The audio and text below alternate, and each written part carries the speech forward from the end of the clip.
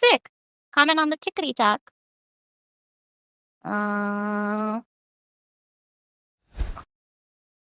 This girl's voice sounds like an annoying Muppet. Oh, hell no. Come on, pick up.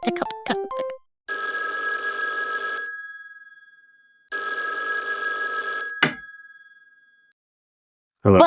But we just got the meanest comment on TikTok. They said my voice sounds like an annoying Muppet. Give me 1 second, please.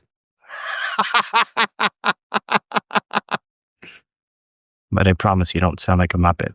I gotta get back to meditating.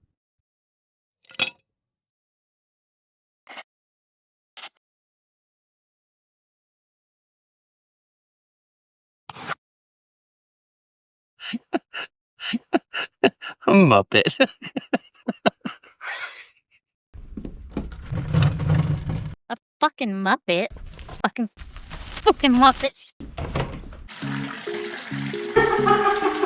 Muppet.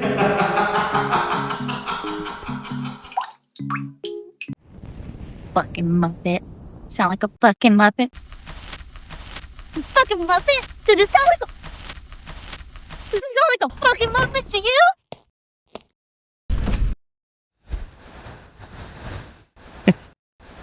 Imagine I host a podcast with a Muppet.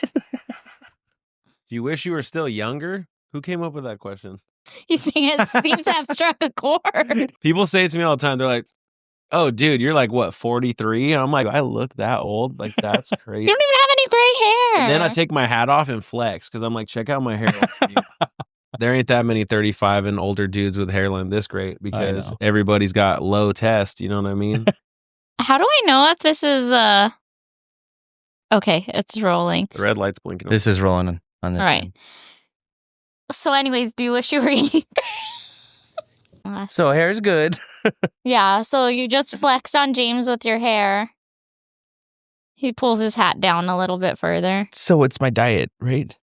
Dude, it's got to be because I have friends that have low testosterone and they're missing hair. And then I have friends that have very high testosterone and they're still missing hair. Yeah. And because that's why women start to lose their hair is from high testosterone. So what does testosterone do? Here. Testosterone is from your testicles. I know where it lives.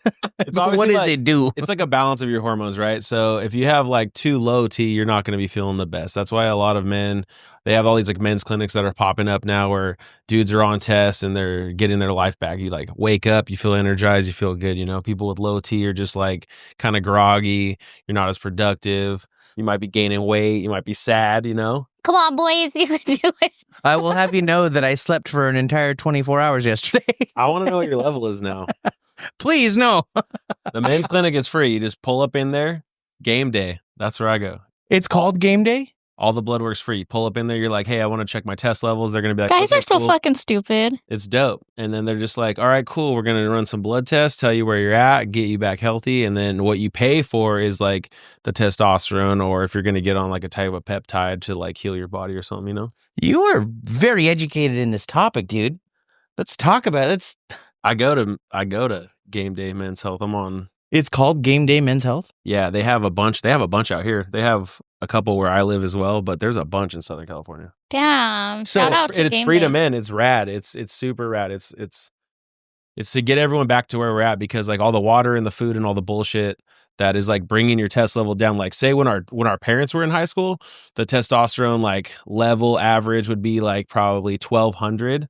And how do you know what your dad's nuts were doing in high school? I'm just saying back in the day, like I'm talking 70s and 80s, right? Now 2025, the average testosterone level is like 300 or something insane. You know what I mean? So you got dudes walking around at 300. No wonder why they feel like shit, because everyone used to be ripping like 1200, 1300, you know? And now you're down at 300? Dana, I want you to tell our viewers, where do you stand? What are your numbers like? You're like 13, huh? No. Look these bitches in the eyes and tell them. Well, I'm not on testosterone. Because you don't need it. Because I'm at 780 stock. You know what I mean? I pull up 780 ripping, but I am on a peptide, which is fantastic. You get the same results without lowering your natural testosterone. Oh, that's right. It does take longer for you to see the results, but everybody's body's different. That's why you got to go and talk to them, and then the doctor will be like, hey, we think this is the best plan for your situation and your body, What is this peptide you said? What is that? It's like a newer injectable formula. People are going to be like, oh, steroids, they're on steroids. It's like, it's a different way. It's even in like skincare and stuff, peptides. Absolutely. This one that I'm talking about is an injectable. They have some stuff that's like going to help you heal, but essentially the one that I'm on gives you like better sleep and recovery, and that's how you're going to get higher levels of everything that you need, and you're going to get the results that you're trying to obtain based on exercise, diet, and then rest. That's when your body actually like reproduces all the cells that you need, is when you're resting. I recently saw an episode of The Real Housewives of Orange County. Shout out to The Real Housewives. Come on the show. Like they would never do that. And all these bitches were getting testosterone implants in their butt. Oh, the pellet. Because they're like, they're all in like good shape and shit. Yeah, the pellet. I don't know. I guess so they can be ripped and thin or Yeah, I have some homegirls that horny. are on test also. I don't know about the last part. It makes girls horny. Maybe. I haven't checked out any studies with the female body, obviously, but for men it does make your libido go up, you know what I mean? Because they ask you questions with That's not good for me, Dana. You're already like a rabbit or what? That's why I wish. That's the thing too. They'll ask you, like there's a lot of personal questions in there which are going to benefit you, and they're going to basically ask you. His girlfriend might kick him out if he I don't know if you noticed. tries to fuck her again. When you walked in here, I shook you with my left hand. Why? What's your left hand? Because your right hand's tired? Yeah. Or you wanted to give him the strength? Just been putting in work. You pulled something. This is the crazy part. When you start to send all your homies there, they give you a credit. You get $50 back a month after everyone signs up. So you could actually end up getting all your stuff for free by sending multiple homies down there. You're like, get your ass in there. We're not doing this weak shit. Get your test up. Get your life together. And then they're like, oh, yeah, cool. And they're like, oh, who referred you? You're like, so-and-so. And then next thing you know, you're going to be getting everything that you order from them for free because your deduction every month, You and your homies will be rock hard. Dude, and Harry. Bricked up and Jack, dude. Dude, somebody needs to sponsor this guy. He knows so much about it. I know. I saw it. I saw it in the gym. Whoever the guy was that put the damn flyer right above the urinal where you have time for 20 seconds to kick it. You're like, oh, I'm actually going to read this. Yeah. Right in front of your face. I'm like, damn, I'm going to check that out.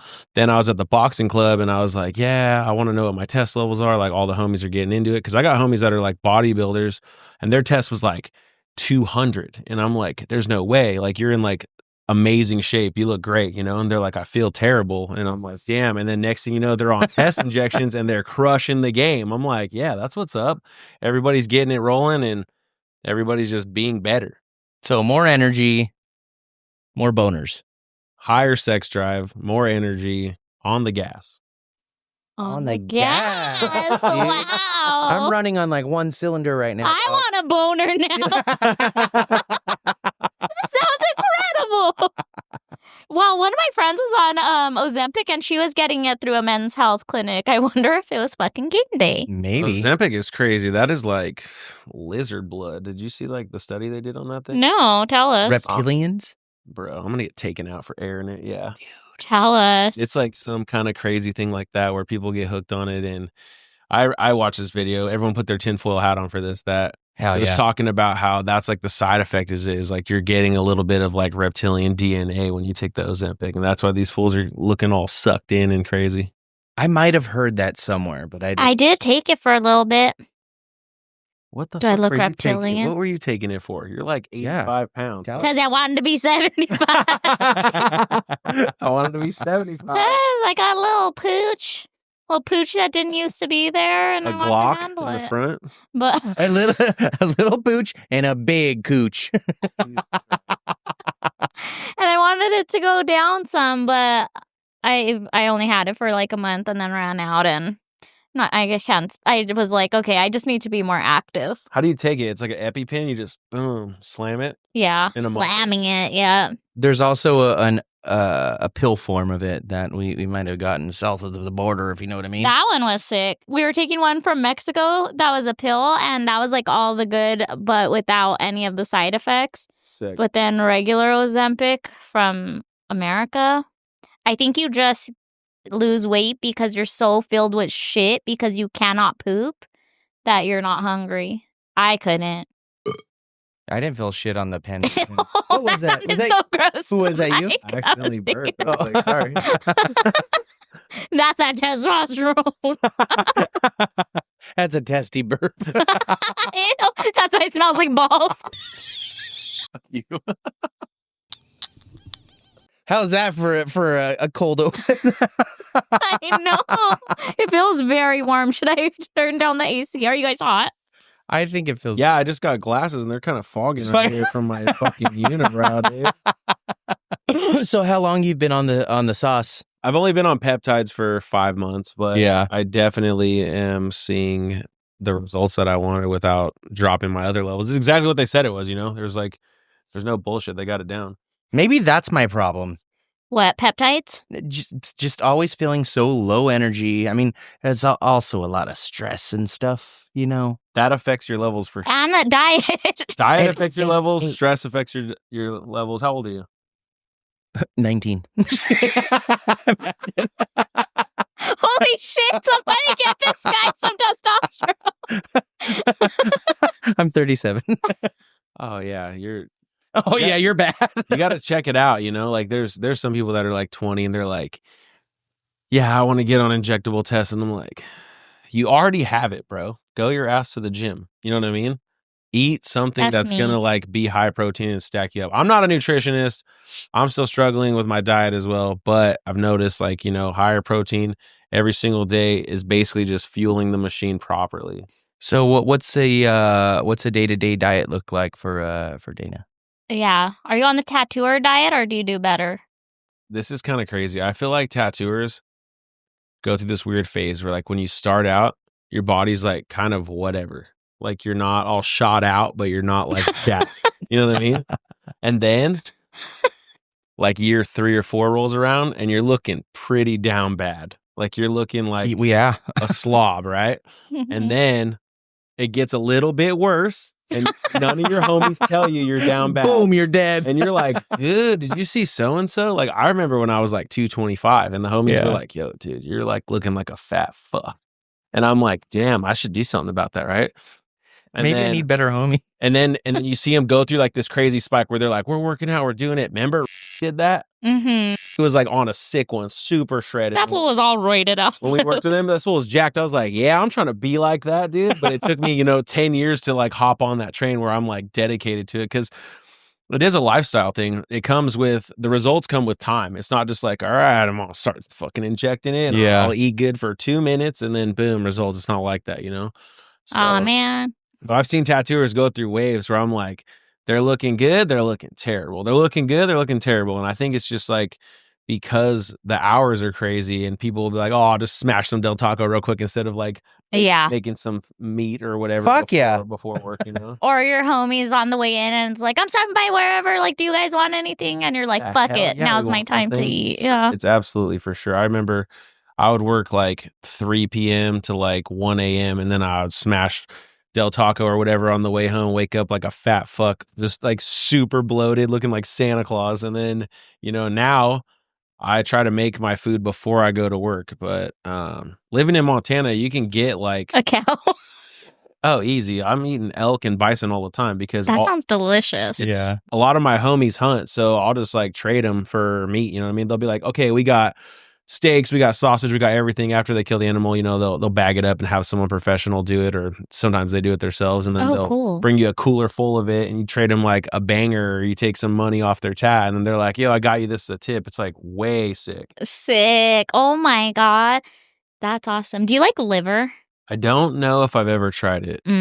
There's only a few things that I won't eat, so I would probably try it. I love liver. I was wondering how that would be from one of them animals. One of them animals. I've only had it duck. It was duck liver mousse on like a toasted bread, and it was fucking fantastic. Yeah. I'm trying to go duck hunting.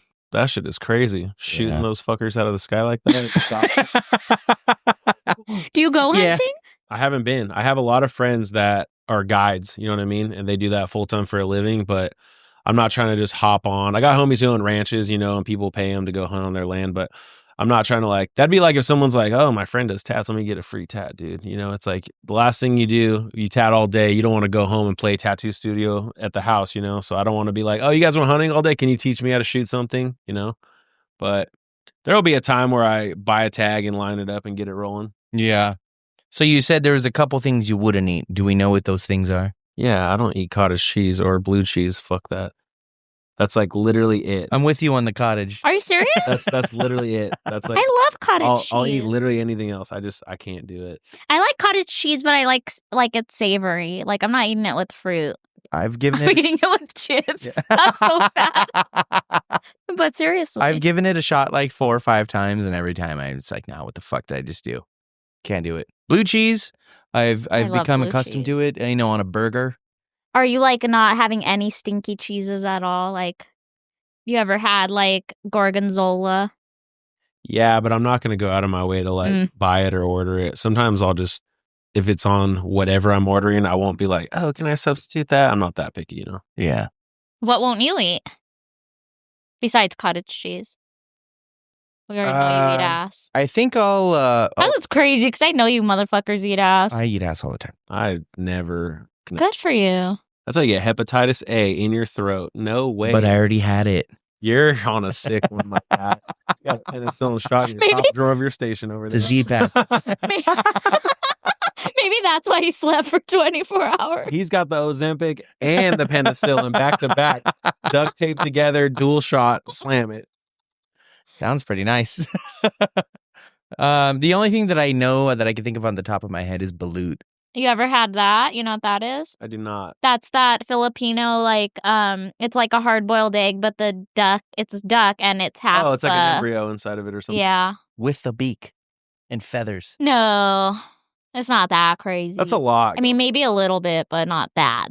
Like, it's not hard. Yeah. I mean, you could smoke anything if you put some Tapatio on it. You know what I mean? You could just, the vinegar will just cancel it out. True. What I say about balut is it's a gnarly presentation for flavors you've already had. The juice tastes like chicken broth. The meaty parts taste like chicken. And then the white parts taste like a regular hard-boiled egg. So it's not the taste, I think, that fucks people up. I think it's the baby duck. Blood sausage? No, I would try a blood sausage. Will you have balut for our 2-year podcast anniversary?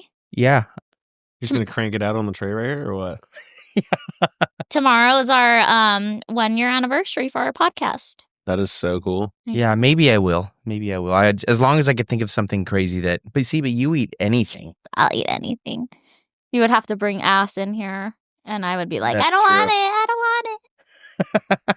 But I'd be like this. I've been an ass eater this whole time. Just kidding. That's a shout out to girls that eat ass because that's crazy to eat a hairy ass. That's going to be Sanae's new logo, the Kilroy, where he's like got the hands and the big nose. It's going to be the new. And just a couple of little hairs. It's going to be the new sticker. Yeah, but who says they're all hairy, man? Jeez. You guys are. Next topic. Yeah, that's right. All right, so shall we just bring it in now? Yeah.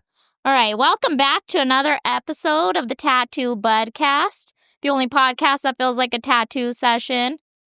Minus the tattoos. I'm Sanae Garcia. And I am Jimmy Jam. And before we introduce our guests, please forgive us for the camera quality of today's episode, in case it's bad, because Jake stood us up last minute. Yeah, he said he had something better to do. Yeah, so if you guys hate Jake as much as us, go ahead and slide into his DMs and let him know it.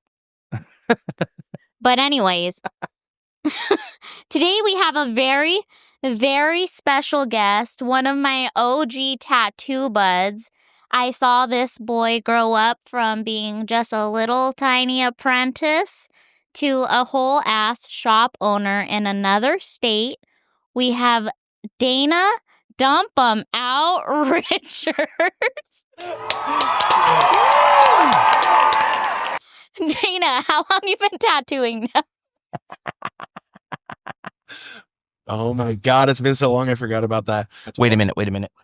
It's got to be the XLRs. His audio went out. Pause. This is your fault, Jake. We're going to leave it all in. Yep. I think it's working now. All right. All right. Do I look like a fat fuck on the camera now, or is this chill? I feel like sitting on the couch is crazy because you could just look like Jabba the Hutt, or you could look like decent. Okay. Anyways, back to how long have you been tattooing? I just started my 12th year professionally tattooing. Oh, It's been a hot minute. You're about to be a teenager. Yeah. You're going junior high. Yeah. Yeah. I thought I was going to be dead a long time ago. So I'm actually really surprised that I made it this long in tattooing and people are still getting tats. So it's great. You thought you were going to be dead? You never thought about that? You never thought like, oh, I'm not going to make it past X amount of years. It's funny that you say that because you know what the 27 Club is? I thought I was for sure going to be a part of that. Me too. And I was Bummed kind of that hoping. we didn't make it. Almost kind of like I was like, that. all right, 30 for sure. And then I was like, all right, 33 for sure. And then I was like, okay, I guess I better get comfortable. The Jesus year. Yeah. You for guys sure. aren't special enough to be either one of those. I'm from I the know. ninth dimension. So yeah, I for sure am. We're all godlike, we're all connected to source like that. What? This dude's tight. This guy's, you see aliens out there in Montana, or what's going on in those skies? So there is a little bit of light pollution where I live, but where I used to live behind the mountain range, super rad. You can see you could see every galaxy. I've seen a lot of wild stuff that people are like, oh, that doesn't count. That's probably just whatever in the air. But it's like, you've definitely seen some crafts that like blast off. Fuck yeah, dude. Yeah, I don't know so how excited deep now. your brain goes. So we'll just touch the tip. you could, Yeah. he's so horny about aliens. I'll keep you up all night on the phone if you want. Have you had your blueprint read? Do you know where My you're what? from? Your blueprint. Not yet. You need What's yours? Oh, there's tons of it that went on. I just did It's like 2 hours. 23 beyond me. It's way 23 and me. It just has to do with like the lineage of like where your human meat suit comes from. He said 23 beyond me. Beyond me. So yeah, I think damn, the ADHD over here. What did you ask me? Oh, I asked how deep you go with that. Yeah. What do you Pretty deep. I've been into a lot of meditation and Do you know what CE5 is? tell me? it's the contacting aliens protocol. It's like a system designed to What type of contact aliens them. are you talking about? Are you talking about like your spirit guides that follow you around? Are you talking about inner earth aliens? Are you talking about Extraterrestrial. You're talking about like your family and friends from a different constellation or planet? I'm into all of those things. Okay, well, But where are you from? CE5 is, well, I don't know. Oh my God, are you alien game banging on the ground? Where you from, fool? You're lacking, dude. I'm from the ninth dimension. I'm a ninth dimensional being that's having a third dimension experience right now in this meat suit. I So- love that. And You got to meat figure suit. out. You could be from anywhere, man. You could be from whatever constellation or planet that's underneath the dome. Yeah, the only thing that I've gotten was like a past life thing where it was like I was from Egypt and all these things. And when I was getting into meditating, I was seeing all this shit and seeing symbols and Googling them and they existed and all this crazy shit.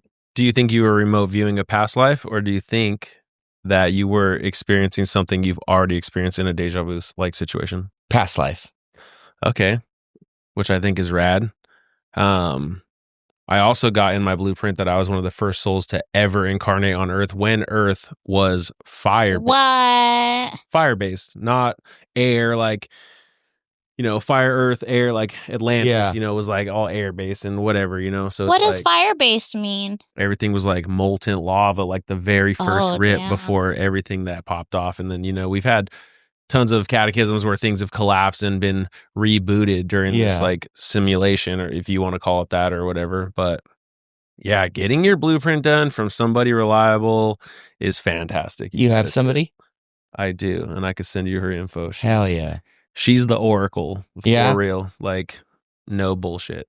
One of the most intelligent. I'm so Well, I've surprised you're into this stuff. It's kind of almost lending more credence to the fact that it exists, only because this fool is such a hater. And he's such a skeptic, and he thinks that everybody's fucking lame. I'm very all or nothing, you know. So if I'm into it, I'm all the way into it. If I'm not into it, I'm zero. Light switch. How long you been into this stuff? I've really Since the beginning of time, baby. that too. You know, like when you pull up and you get your meat suit. What I believe is like, you know, you get a body or whatever. You're like basically going through this library where you're like, yeah, I want to incarnate with that lineage of family because it fits what I want to experience when I'm there, you know? And what you want to learn, right? Are you talking about like the Akashic? The Akashic Records, that's a different thing. But you could think about it like that, where you're like... That's a different school of thought or what? You could be like thumbing through like, okay, I like this one, but I don't like the ending of that one. Do you have a book for this? And then, you know, the librarian might rip it and be like, yeah, but you're going to look like this and do that. And you're like, okay, cool, let's run it. Yeah. So... Exactly like that. It's shoot it. It's very casual. And then you just jam, you know, and like some souls you could cancel, you know. It's almost like you get the trial offer. Remember the AOL CDs we got when we were kids? You get the 30 day. They're like, you could be like, oh, 30 days is up, I'm out, dude. And then you could just jam. And that's the person you see get hit by the train. No, those are like the unborn fetuses, dude, that they sell off and shit. Anyways. Shout out to abortion. Shout out to souls canceling the trip because they found out they found out it was a scam and the parents suck. They're like, we're out, dude. They're like, oh, their CD-ROM has come to an end. Yeah, they're like. It's like when your sister uses it before you are able to, and like you pop that shit in and it's already done. You're like, got a scratch already. We're showing our age with CDs. Skip. I know, CD-ROM is crazy. What's your thought on that old 3i? Yeah, what do you think's up with that? Well, you guys have to give me context. I don't know what this is. 3i Atlas is this comet that is entered our solar system. Oh, okay.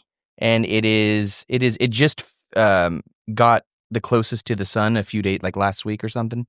But everybody's saying it's moving and acting like it's not a comet. Like there's a bunch of, but I don't know. If it was alien. 3i, almost like AI. Yeah. I mean, it is kind of like AI backwards, you know, like ChatGPT is going to give you some crazy thing. So I think it's just some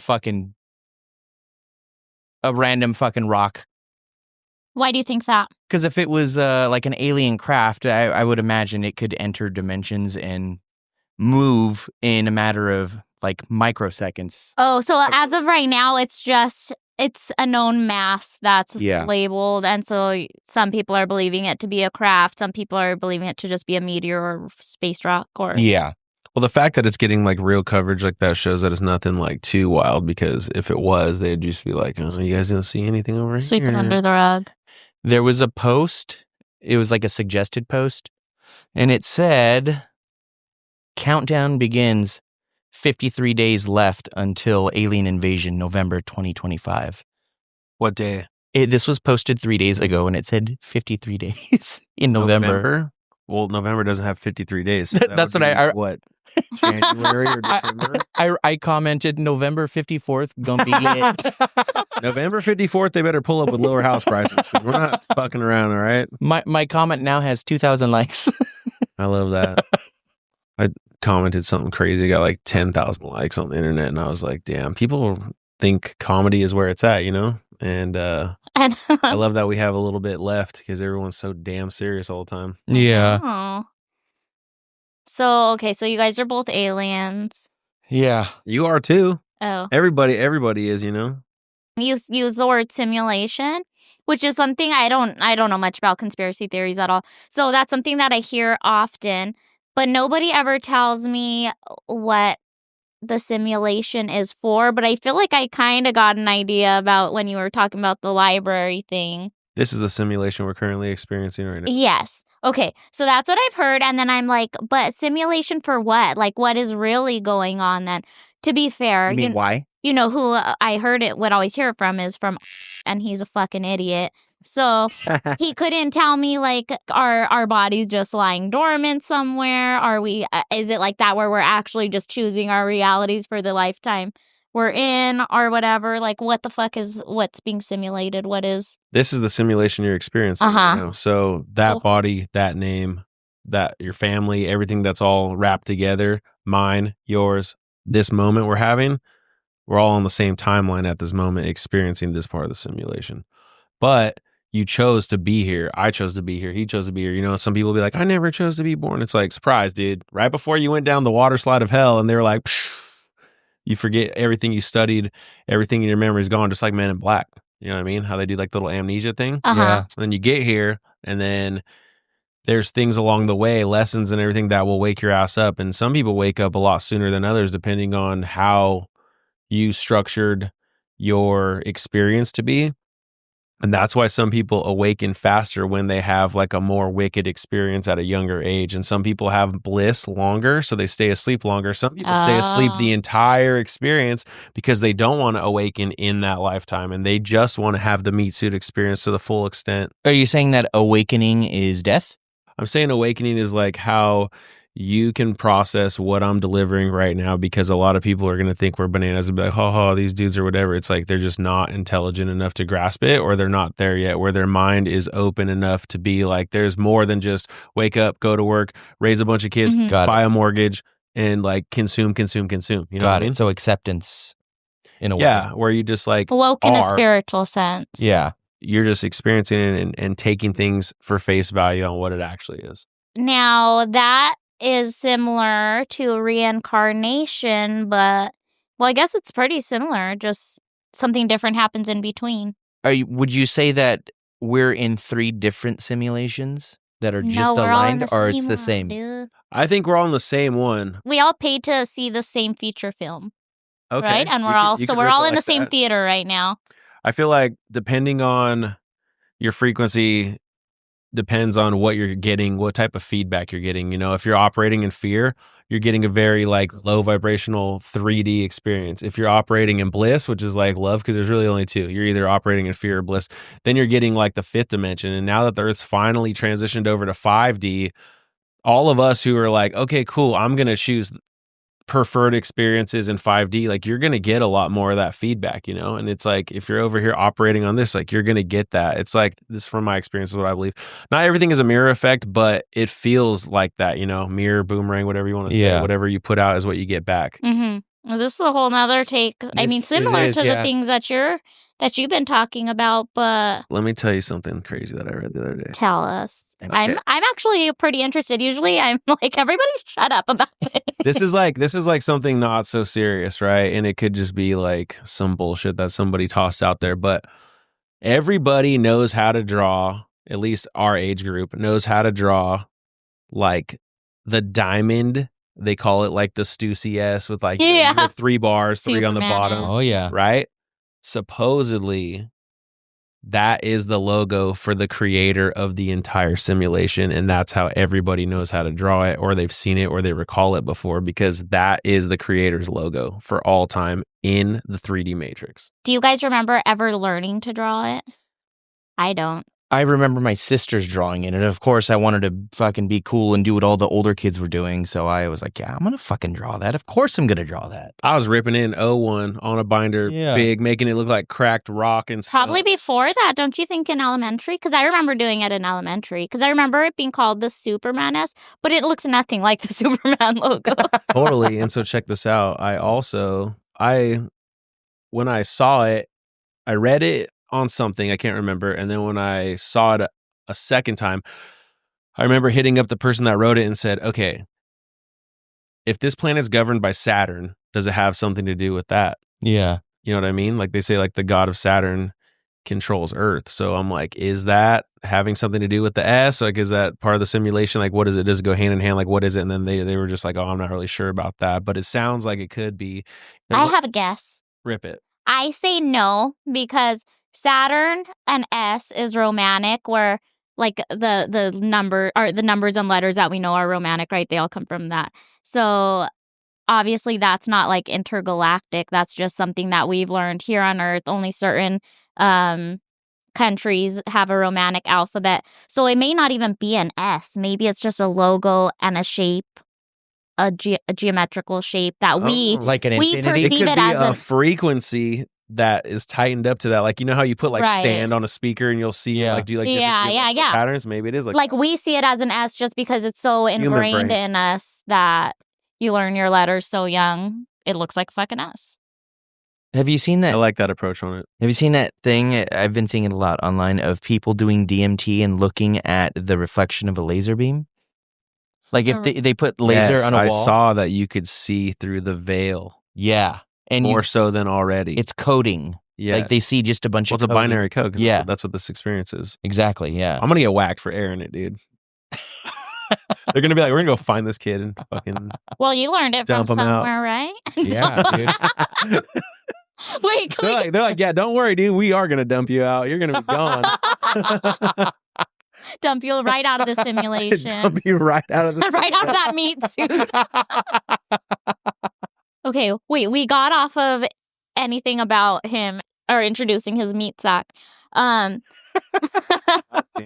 What style would you say you do in tattooing?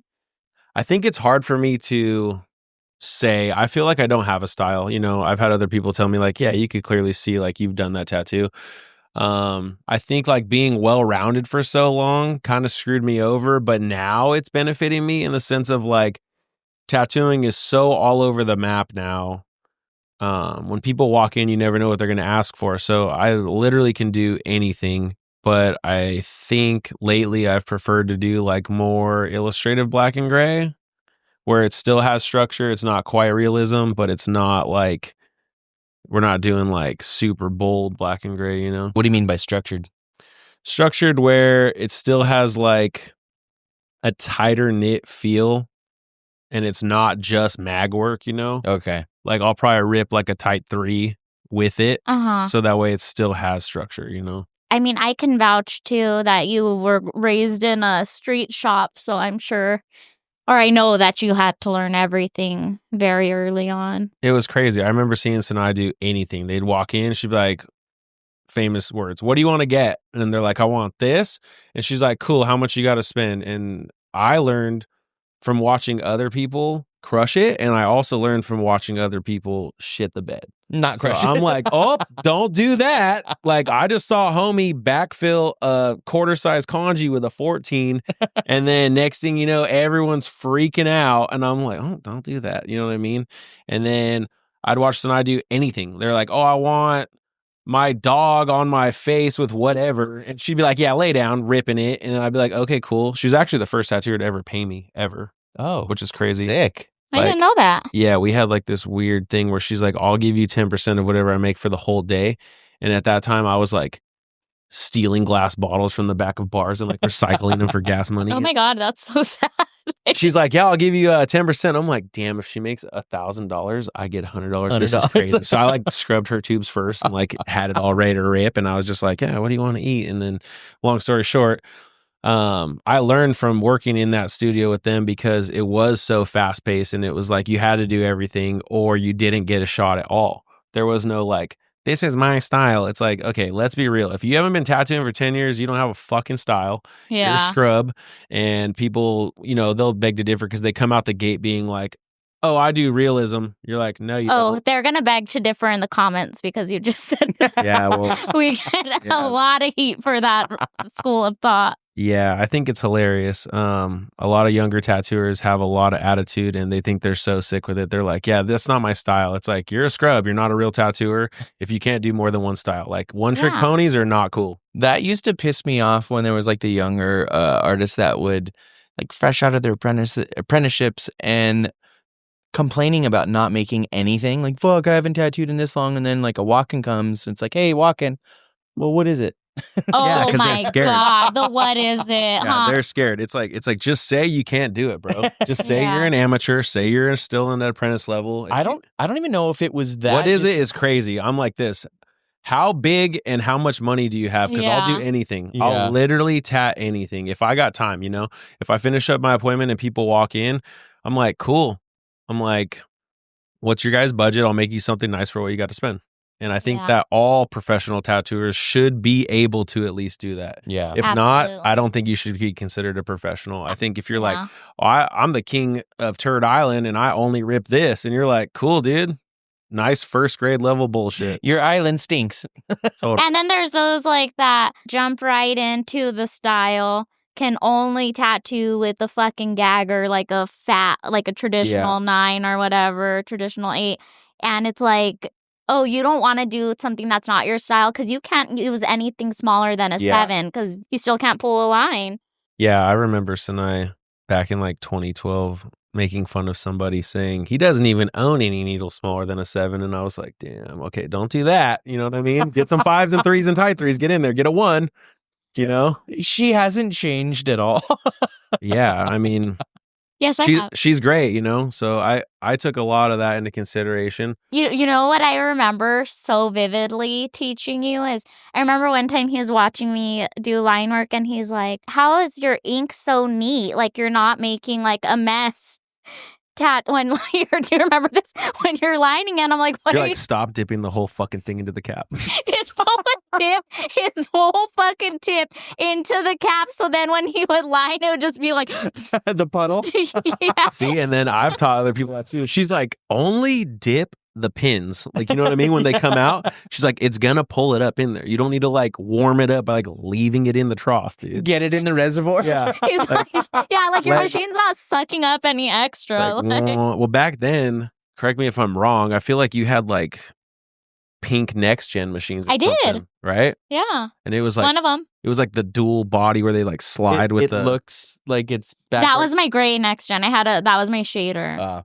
Yeah. But I had that too. I thought they were so sick. I was like, these are where it's at. So back in the day, I got a brand new Bishop from Franco. Went to his studio. He was super cool, and like he like engraved my name, and you know it was like, oh, it was nice to meet you, whatever. Cool. So I got like this badass gunmetal gray one, like the needle on bar one still. Like it was like 2011 or 2012. And then I came to work with it, and everyone's like, oh, let me see that. And the next thing you know, like the boys were like, yeah, you don't need that. Let me get that, dog. And then I got 2 coil cam machines instead of that. And I remember they took it from me and I started using those. And I was like, damn, these are way sicker than a rotary for line work. But then KJ gave me some steel tubes. And I was using $19 cam machines to rip tats this big in 5 seconds. I was like, oh, I could do a line this big with this ghetto ass cam machine. Once I got like quality, once I got some Aaron Canes, I was like, oh, you guys better watch the fuck out, dude. I'm gonna be lining the length of the shop with this thing. You know what I mean? I was like, you up. One dip, rip the whole body from your head to your toe. Boom. But watch. Yeah, I remember because then I was like, damn, like I don't even know how much that machine was back then. It was probably like $370, which for me was a lot of money, you know, when you don't have a job and you're apprenticing. But I remember like thinking I was on top because I had those 2 coil machines. And then I found out they were like the free ones when you ordered a lot of stuff.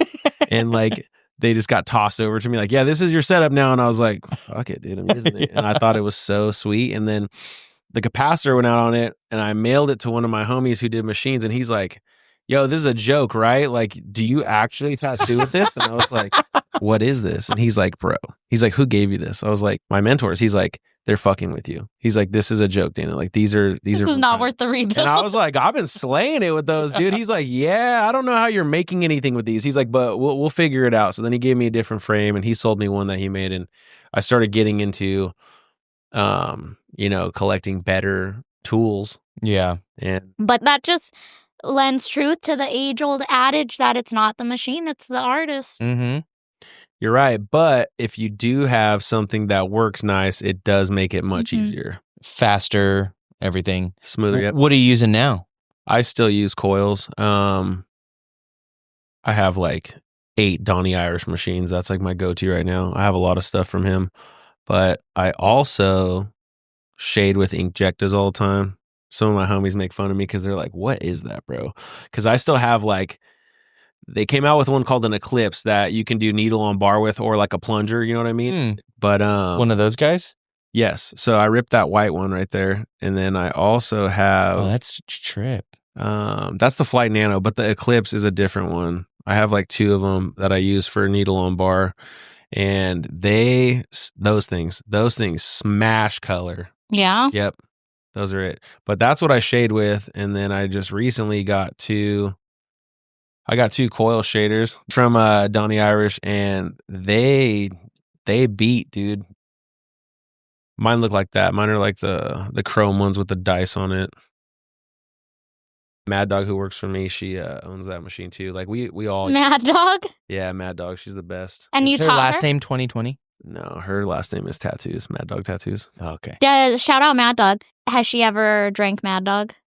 Have you ever made her drink Mad Dog? She's like 26, dude. So Dude, make her they- drink make her Mad drink Dog. it. I don't know if they know what that is. Oh, she gonna learn. She better. Everyone that works for me is 26, so they like sometimes they'll say things and they think I'm crazy because they're like, "What?" And I'm like, "Damn, I forget." Like that 10-year gap is crazy. Your pops now. I don't Yeah, like it. unless some of them are in that club we were talking about earlier. Straight in that meat suit. And Shout out to the 27 Club. Hope you make it. I know. But that's funny that you guys thought you would be in that. I didn't say I thought I was kind of hoping. Because you were I was hugely depressed. Very sad. What are you guys ripping right now for equipment? So after I worked with you, it was maybe during that time because Randy got me on the Cheyenne Thunder. Dude, I want one of those so bad. I use it. It's my daily driver. I use it for shading, color, line work. It has a long stroke. And I've broken one and I bought the exact same machine. And people like always try to push me on other stuff. But I've tried pens and stuff too. But it's the closest feel to a coil machine that I think has, well, of the ones I've tried that you can get. For the longest time, I was using a Shag, the one. It's like a direct drive rotary for shading. And then for lining, I was using this guy who goes by JD Manufacturing. Oh, yep. He makes the anvil. But recently, in the last like 3 months, I started using a Bishop Power Wand. He got a free one. And it took me a while to get used to it, but I fucking fell in love with it. And then I lost my batteries. Dang. I can't get behind the pen thing. Like, I see people holding the pen looking like a fucking Ninja Turtle with like all 3 of their fingers or like like they're holding a giant Crayola. There's no way to look cool with it. And then when they try to whip shade, it's like so stiff. I'm like, get the fuck in there. Tatsoul had sent me 2 wands to try out, but I just couldn't figure out. Like, I mean, I could whip shade with fucking anything, but it didn't feel like the resistance you get with the coil machine, like the drag, like you could feel the skin It's like weird. push back and like, but that's what you want, you know, you want to feel that skip. And I couldn't figure it out with those machines like I could with my Cheyenne. So I'm like, I'm just locked in. Well, you're holding it different. I And that's what can. I tell everybody because Maybe. when they're like pumping pigment in, you're not like leaning it over like you should to like blow it out under the dermis. With Yeah. the wand, they're holding it straight up and you're literally Yeah. scraping the epidermis and just beating the shit out of it with the cartridge Yeah. alone. Yeah. You know, you don't Gotta have like scoop that shit. a textured mag where you could like pump it in there, you know? Maybe. I've tried different carts, and at the end of the day, my personal opinion is like wands are cool for some people. If you're doing like single needle walk-in dragonflies or something, cool, dude. I've seen some dudes do a badass black and gray realism back piece with them that takes 700 hours. I don't have all day for that shit, okay? I need to get it done and it needs to look perfect. I don't have all day to hold the Crayola marker and scuff up the body. It's like I'm trying to be accurate and get on the gas. And that's why I use what works for me. People do nice tattoos with them, but they also are slow as hell. And I'll take that to the grave. All you guys that use pens, you're not as fast as me. You're not as fast as people who use those anvils, Cubans, coils, or anything. You guys are sitting there doing your weird day rate thing. You're like, we're going to hang out all fucking day. It's like, nope. It's like, I got things to do. I'm not trying to kick it for 10 hours for a hand-sized tattoo. It's ridiculous. Yeah, and have you come out your pocket fucking $3,000 for me to have lunch and For a boutique tattoo? Dude, and then people think boutique it's a flex tattoo. to be like, this took 11 and a half hours. I'm like, that fool should be an apprentice again. That's embarrassing. Yeah. That's like a 3-hour tatter. That's like a 40-minute tat. They're like, yeah, well, it took him 80 hours to put the stencil on. I was like, amateur hour. Like the standard of getting it done properly with an efficient amount of time has dropped so far now. And everyone thinks it's an entire day experience. Like I learned that from the first shop I worked in Montana. I'm not playing. Back in the day, we would tattoo 15 to 26 people every Friday, every Saturday. Each? Oh, yeah. Me and this other dude would rip walk-ins. We would probably crush 30 to 40 people, just us two. And then Fuck the other yeah. boys were doing like, like portraits and other badass shit and their appointments. But when I first got there, there was like me, another dude, and then another one. There's probably 3 of us that were ripping that many walk-ins, And if you're over there dicking around, hanging out, you're not going to take care of everybody, And also, it's like, do you want to make money or not? You got to get it while it's hot. It's not always hot. So hurry the fuck up is like the standard, So I got checked super hard when I first started at All Hallows. Working and I worked together because it was a high volume walk-in shop, and I was semi new at tattooing, but I was just taking my sweet ass time. And they were like, "Look, if you want to work here, you're gonna need to fucking learn to talk and tattoo at the same time." Because I would just like stop tattooing and like yap and then go back to it. And now I get complimented all the time on how fast I am. I think it's a flex to be able to do a perfect job and still be personable with your clients and have them have a really good experience, like some people I feel like are not cut out for tattooing because they don't have an outgoing enough personality. And people will hop on the internet and be like, "Oh, not everyone's loud and crazy." It's like, yeah, but also they don't want to sit there and feel uncomfortable because they're prying any type of conversation out of you. I remember like the first 3 people I got tattooed by were like the cool guy, like, "Oh yeah, I'm not going to talk. I'm just going to sit here." And I'm like, "Fuck you fucking lames." Like, you know what I mean? I'm like, now I'm like, that's crazy that I paid so much money to be treated so poorly by these people. That's why I'm always like, my shop's crazy. Like we walk in, everyone says hi, whether they're your client or not. You're like, "Yo, what's up? How's everyone been?" It's like a collective. Like your guys' space is probably the same exact way, the way it's set up. It's like everyone's having a good time, everyone's included, and clients love that. They love to be a part of it. They do. It's not like you take them in the corner and you're like, no, weird shit. It's our fucking stage. As soon as like we get one chuckle out of one client, everybody's on. And that's what they want because people get tattooed mostly, don't shoot me for this, when they're sad or when they're happy. It's very, very rare that in between they're coming to get a big tattoo. It's usually when they're crushing it or they're down bad. Yeah. Yeah, and that's we're true. Here for all of it. Because you hear, and you hear so many people like, "Oh, I'm buying this for myself because," and then like whatever, insert whatever milestone they just hit or whatever.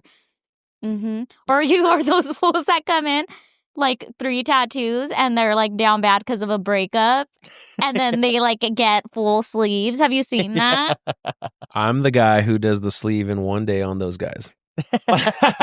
They come in, they're like, "All right, she likes girls with 2 arm sleeves and a back piece. Rip it on me." You know what I mean? Or she likes, my bad, dude.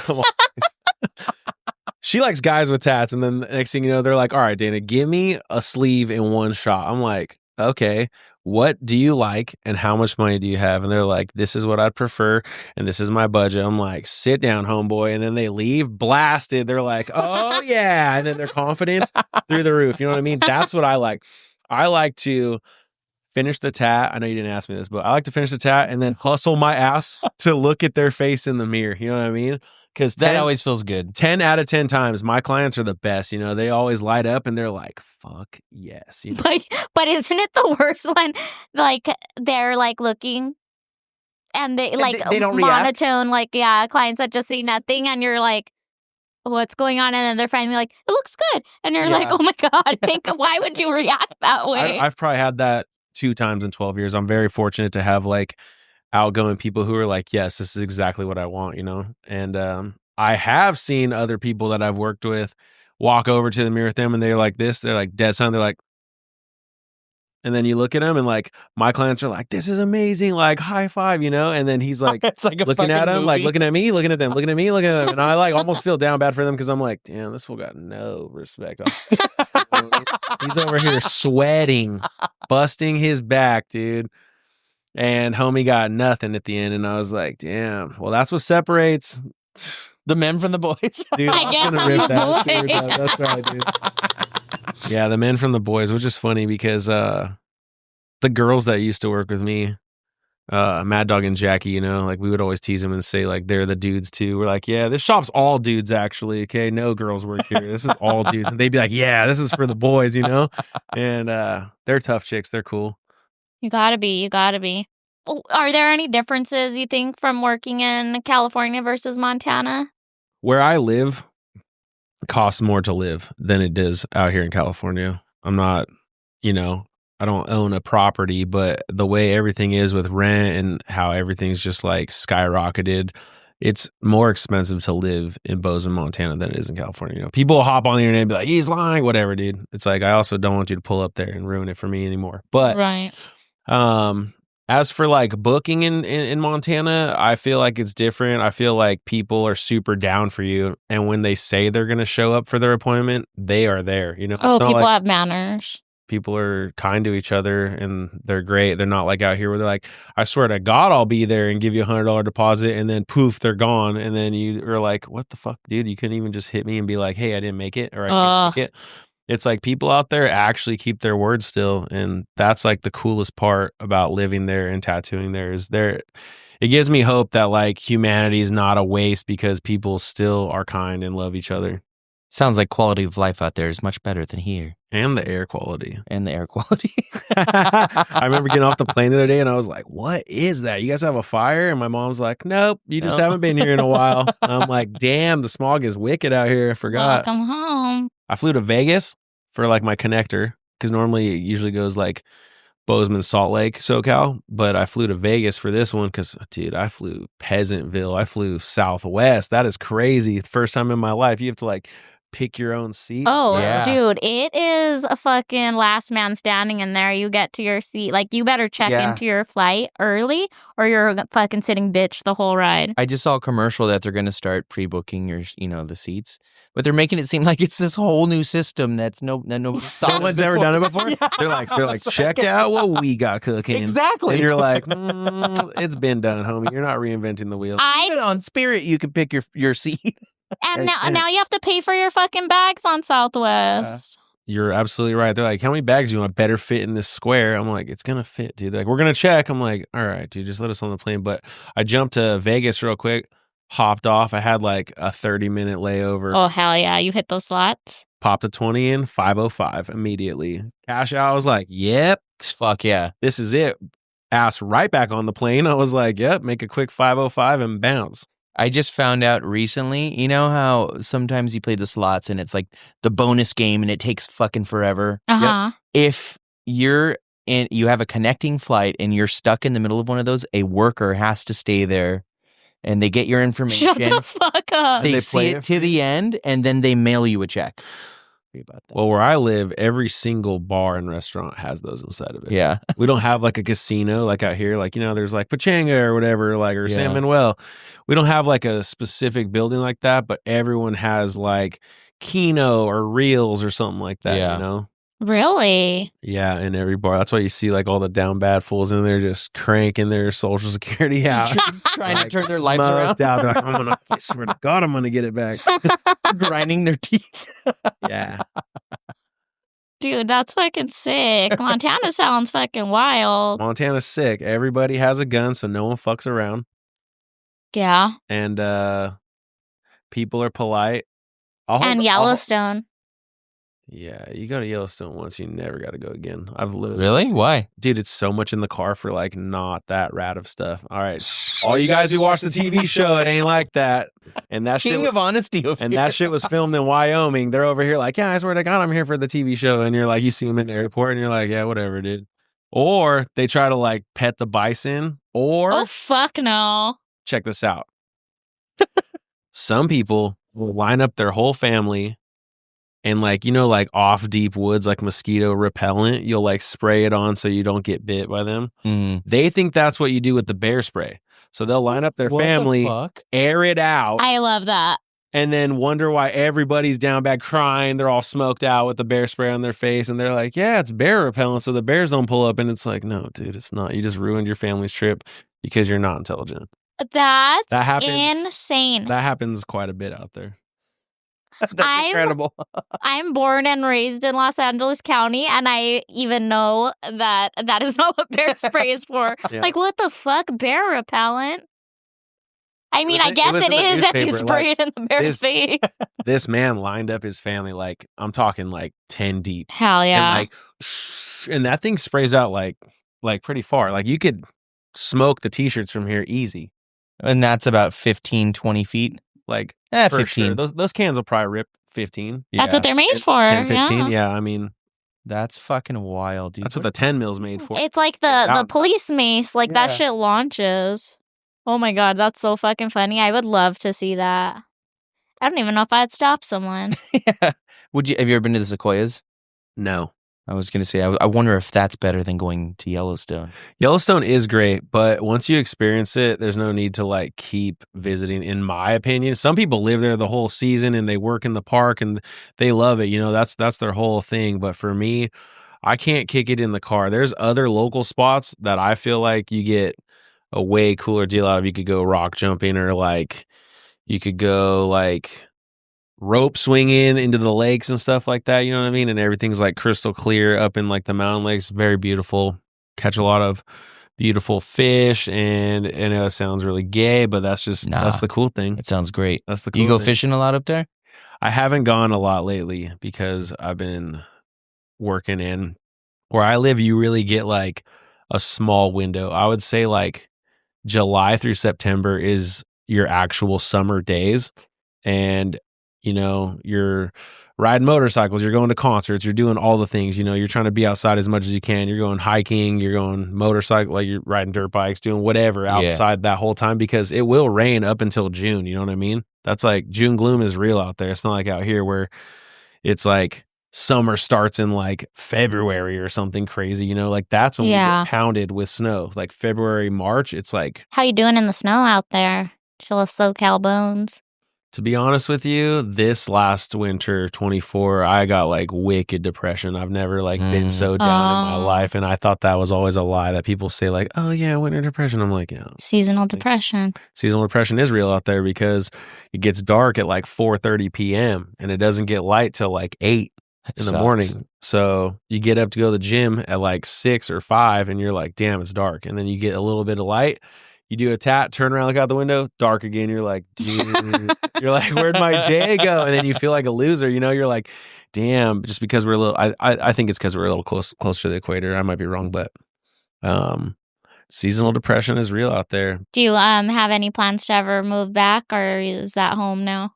I will never move back to SoCal. And that's really because you guys have tax. Like I'm not down for state tax. Ever since I lived in Montana, no state tax. It's like the coolest What thing. do you mean? I don't even understand. Exactly. You pull up and you're buying a toolbox for $699. That's how much you pay. Yeah. Everything is just like super straightforward, flat rate. It's like, check this out. I have permanent registration on my diesel.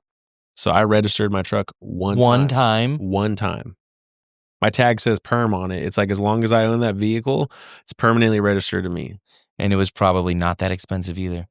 You pay like 3 years worth in one payment and it takes care of it. So imagine, like, you guys know how you pay it every year. Imagine you pay 3 years worth in one whack. And then as long as you own that vehicle, that's your registration for the whole time you own it. It could be forever. It could be a year. You know what I mean? Yeah. My registration this year was $444.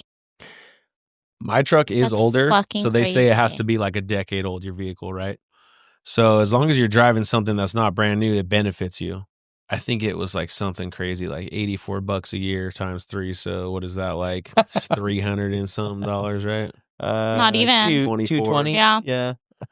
Somewhere in there. So that is really cool. There's like a lot of cool incentives like that. You know what I mean? So Well, stop saying them, or they're gonna all come for your little slice of the pie. nah, they'll pull up in one winter and literally, Yeah. -30 is no joke. You know what I mean? Negative to any degrees is like you go outside and breathe air and all your nose hairs start locking up and you feel crazy. You feel like your eyes aren't working. So what do you do on a day like that?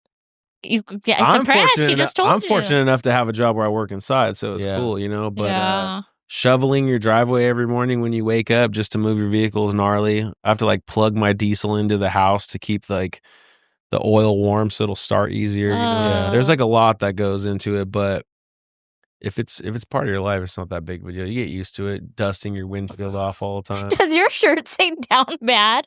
Dude, this is my shit. Look me up. Down bad MFG. Oh, I started this brand with some homies because we were down bad. And like everyone's been down bad at least once, you know what I mean? Some of them stay down.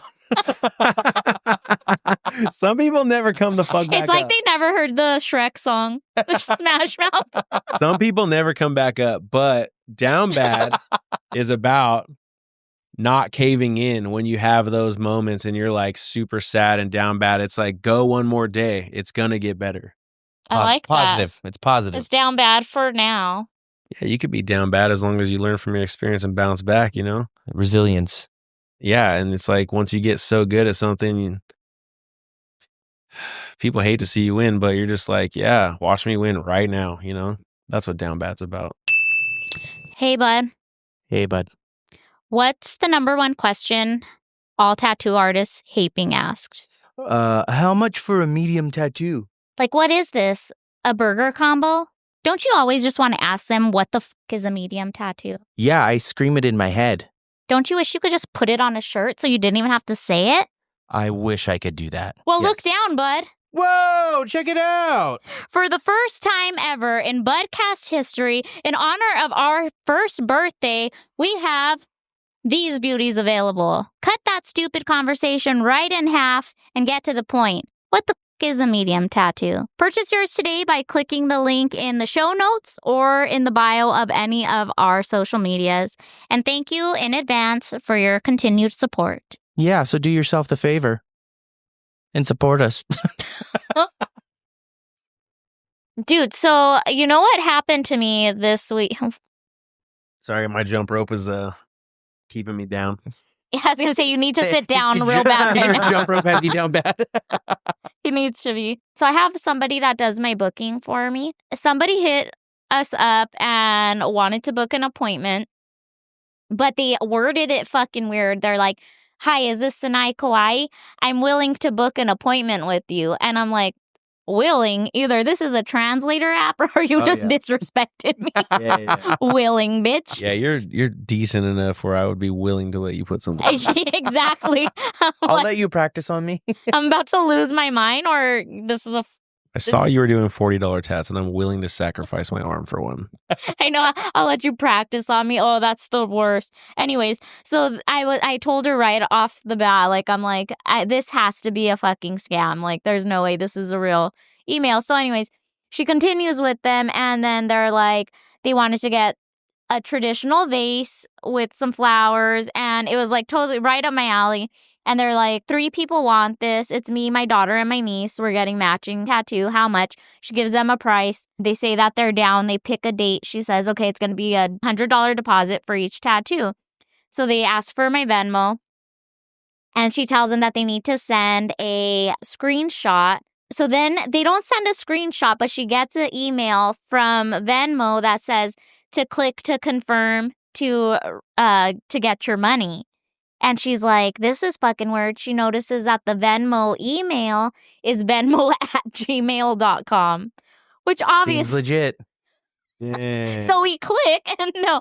So she tells them, Click, and then your phone blows up. yeah, and boom, you're poor. So then she, Boom, you're down bad. Yeah, your bank account's down bad. Click the wrong button. yeah. So, which obviously Venmo doesn't do that. Like, it's just in your Venmo. Like, you're not trying to transfer it. So she like lives for this shit. So she's like, oh, we need you to send a screenshot. And they send a screenshot of a white screen with just the buffering sign.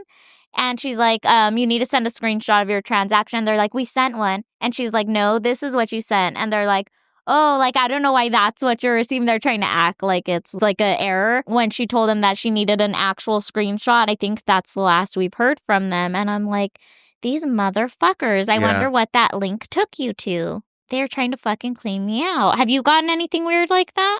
No, because I still do cash. Deposits too? Triggered him. I don't even want to say, dude. You don't do deposits. That's how nice people are in Montana. You don't need to. That's fucking crazy. I mean, that's cool to be in a spot where you can do that. And But like pack your stuff. Like my moving to clientele, Montana. my clientele is like, that's what I meant earlier when I said, like, when they say they're pulling up, dude. It could be like a blizzard outside, and they're like, I'm gonna be 10 minutes late. I'm like, oh, you guys are still coming over here? This is sweet. Like, yeah, it's awesome. I've been very blessed that the people that seek me out to get tattooed by in Montana show up every single time. And like, we normally take $40 to hold their spot, which sounds crazy. You know what I mean? But we're not super big on deposits in my space because everybody does show up when they say they're going. Dude, I could take somebody's mom and they still might not show up. Yeah. That's the biggest difference between tattooing and SoCal, where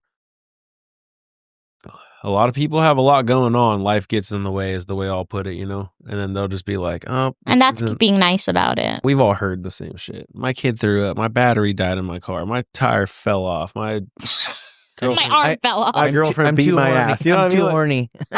Yeah. My T is too low. My test is way too low. No. I'm down bad. I'm down bad. But once you get the test flowing, game over. These fools are going to have to watch you win.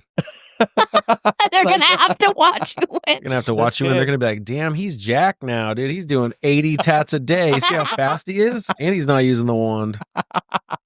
And his fingers don't look like Ninja Turtles. I'm doing Tabori. Hand tap back piece in 30 seconds. With two hands? 2 hands. I just want tattoo artists to be careful because that's not the only scam that has been going on out there. One of our homies just got his whole ass Instagram taken by a fucking scammer posing as a supply company. I've probably had like 11 in this last year hit me up like, what's up? You want a free tat table? You want armrest? You want this? We're going to send you all this. Like, check out these needles. We got these cartridges if you want to hit us up. And like, I do the same thing every time. I say, what are you going to mail me?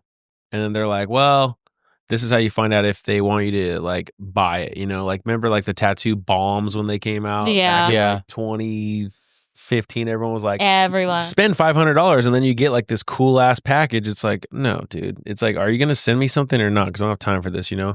And like people love to lie on the internet and be like, look at this care package I got. It's like, yeah, your brother owns that company, bro. You didn't get a care package. But anyways, if they say they're going to give you a care package, it's probably going to be like you have to spend $500 first, or it's a total scam, because I have seen people be like, oh, this cartridge company hit me up and they want to send me 800 boxes for free. All I had to do is give them my email, my mom's maiden last name, and my bank account number. And you're like, dude, don't do that. Yeah. You can clearly see, like, I always hop on the account and look at the comments and see if there's actual people interacting with them, and if that account is interacting back to them. And if there's a full ass website or not. That's another one. Because it's like, say I see you're on there and you're like, oh, what's up, dude? Like, these are actually dope. And then they're like, oh, thanks. Glad you liked them. Something like that. You'd be like, okay, this might be like more legitimate. Credible. Totally. And then if it's just like, hey, send me this for promotion at whatever, you know, you're like, all right, dude, this is a scam for sure. The place that stole our homie's IG, I was in talks with the place at the same time.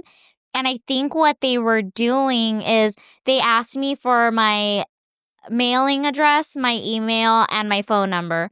Right? Seems kind of legit. Like, that's normally what you would give someone if you're ordering something. But at the time, Instagram was doing this thing, I don't know if they're still doing it, where you can get your recovery information through a WhatsApp. So if you didn't already have a WhatsApp, they can take your phone number and make one. And that requires zero confirmation. So then they're making a profile. So I think that's what they were doing. And then they took his, which also watch out for that shit, guys. So when they took his IG, they happened to hit up James's girlfriend and was like, hey, I want to tattoo you, or do you want a tattoo? And she was like, hey, Pokey's hitting me up. He wants to tattoo me, which you're not going to hit up. Like, unless you're a huge slime ball, you're not hitting up another tattooer's girlfriend to tattoo them. And, unless you're about to flex on them and be like, I'm going to steal your girlfriend and marry her. You know what I mean? You're not going to be like, what's up? You want some tats? Like, I already have free tats for my man. Yeah. Unless he started taking testosterone. Maybe. Mr. Steal Your Girl. Oh. And his hairline is pretty That's going to be James. As soon as he gets on test, he's going to be like... Dude. Stealing girls? Maybe not that, but you're going to be like, watch out, dude. My hairline's coming in. They're going to have to watch you win. Yeah. Dude, that's why we don't have any sponsors. All right. Well, what do you mean you don't have any sponsors? We don't have any sponsors because his testosterone's so low. I feel like you guys could get all the sponsors. This is great. Well, hear I'll that? work on my testosterone and we'll see what it gets us. Yeah. Sponsored by Down Bad. Everyone's wearing Down Bad shirts because there's no sponsorship yet. It's like that the Wayne's World. Here, take 2 of these. Yeah, and everything's sponsored, everything's labeled. I think it's just sad. We're like Down Bad. Here, the little elephants wearing Down Bad.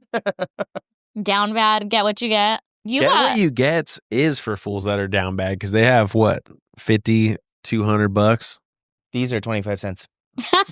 Those are when you're super down. That's when we're down bad if we're doing them for. Yeah, I think we were doing them for $180. Everybody talked a big game. Oh, you guys should get one of those machines. We did like 4 of them. That's my favorite when they're like, "You guys gonna make prints? You guys gonna get the gumball machine? You guys gonna get more merch? You guys are gonna get?" And I'm like, you know what you should design? That one is the one. Oh, yeah. all right, this is the all-time that all of us hate. Draw me something sick, and if I like it, I swear to God, I'll get it. Yeah. Well, can I see it first? Like, what the fuck? No. Not only can you not see it first, you're not going to see it till the day of. People think I'm crazy because then if they've never been tattooed by me before, they'll be like, okay, cool. They kick me the 40, and they're like, all right, this fool's my slave now. I will be receiving a drawing within 30 seconds. And his first Right? child. Straight up. And they'll be like, all right, slave, start drawing. And then I look at them and I go, okay, not only are you not getting anything, this $40 is to show that I will be here that day, not you. Absolutely. You know what I mean? That's to show that I'm not doing something else. Also, when you get here 9 out of 10 times, I'm probably going to draw most of it on your body. That's how I've been doing it lately. I'll draw most of it on your body, or I'll draw something, put it on you, and draw the rest on with a marker so it fits that area. A lot of people, have a lot of tasks nowadays, so you're like maneuvering around other previous things that they have. Mm-hmm. So it's like, and why wouldn't you want that? Yeah. You don't want something as if they drew it in like a cube on the iPad, Mm-hmm. But some people look at me like I'm bananas when they're like, what do you mean you're not going to send the drawing? And I'm like, check it out. I'm not that tattooer. If you have to like reach up from the back seat and drive a little bit, I'm not the one for you. You can find that somewhere else. No one in my shop does that. This is a very like trustworthy type of thing. I understand some people want more structure, but that's not how we do it. When you get here, we're going to make sure we leave enough time for any small minor adjustments. We're not going to redraw 20 things and play tryouts in here where you're modeling it like 80 times. Like you guys already know this. The client has to know a little bit of what they want. Because if they're like, I don't know, nothing will make them happy. Oh my God, I hate that. Nothing will make them happy. too. And then you're going to be playing tryouts all damn day. Whatever you think. And you're like, I've never met you. I don't retract think. what I said. That is the all-time one. Whatever you're feeling, I'm like, cool, Grim Reaper riding an eagle. They're like, oh, my wife would never let me get that. And I'm like, okay, first of all, why are you calling to ask if you could get it? Second of all, That's another one. Another pet peeve. Second of all, don't say anything. You would love Mad Dog because she's got like the spark like you, where someone will be in my shop and be like, I'll get anything off the wall. And then they're like, well, not this, that. And she'll be the one that's like, hey, fool, I thought you said you're going to get anything. What was that bullshit about? You know what I mean? And like, it always packs more of a punch coming from a woman like that, where they're just like, hey, I thought you're like this badass dude that's going to get anything. Like all of a sudden you're not getting anything. Okay, that's cool. That's what's up. I thought you were badass. Yeah. And I like look at her and I'm like, I love you so much for that. Cause she keeps it authentic and real, And then I feel like a lot of people need to be called on that when they have the mask on. People wear a lot of masks, but when they have the I'll get anything, I swear to God mask on, you're like, no, you're not, bro. Another You're favorite not. is, I have a high pain tolerance, so I think I'll be fine. I just had someone reiterate that to me 20 times in an email, and I'm like, that means nothing to me, because even if you were crying, I'm doing my job. Like, Yeah, I don't tap when they're crying. It makes me feel uncomfortable. I straight leave the room. I put my machine down, turn it off, and take my gloves off while I'm leaving. I'm like, I'm out. And I'll come back and be like, yo, can you conduct yourself like an adult? have you guys had people actually cry? Oh, yeah. Yeah. I Not a lot. I would say I could probably count on one hand how many times it's happened. think it's usually an anxiety attack. Because I it's think not it's an that kind attention of. thing from their... Oh, that too. significant There is other, that. Where they're like... and they're like hanging on to him. Yep. And I'm like, you're doing fire until she Dude, got yes, here, bro. yes. And then Exactly next thing you that. know, you're like, oh, it's I'm so down bad. And you're like, Oh, you're not. You're like, you just sat You were for... so up good like a second ago. You were crushing the game, and now your lady pulled up and you want attention. It's like... Absolutely. Babe, it hurts. This is low testosterone activity. Yeah, acting like that. Somebody, you give him your referral code to, what was it called? Game Someone Day? needs to go to game day. Mention Dana when you get there. Code Dana Richard. Do you have a code? Do they give you a code? Oh, yeah. We should put it on the episode. Yeah, I'm going to have to tag Dwayne. That's the guy who I talked to at my spot. He's awesome. Yeah, we're going to have everyone use you as a referral. You're going to get 50. You're going to get a lot of testosterones. Any men that want to get on point, hit up Game Day Men's Health. It is a game changer for real. Everyone will watch you win.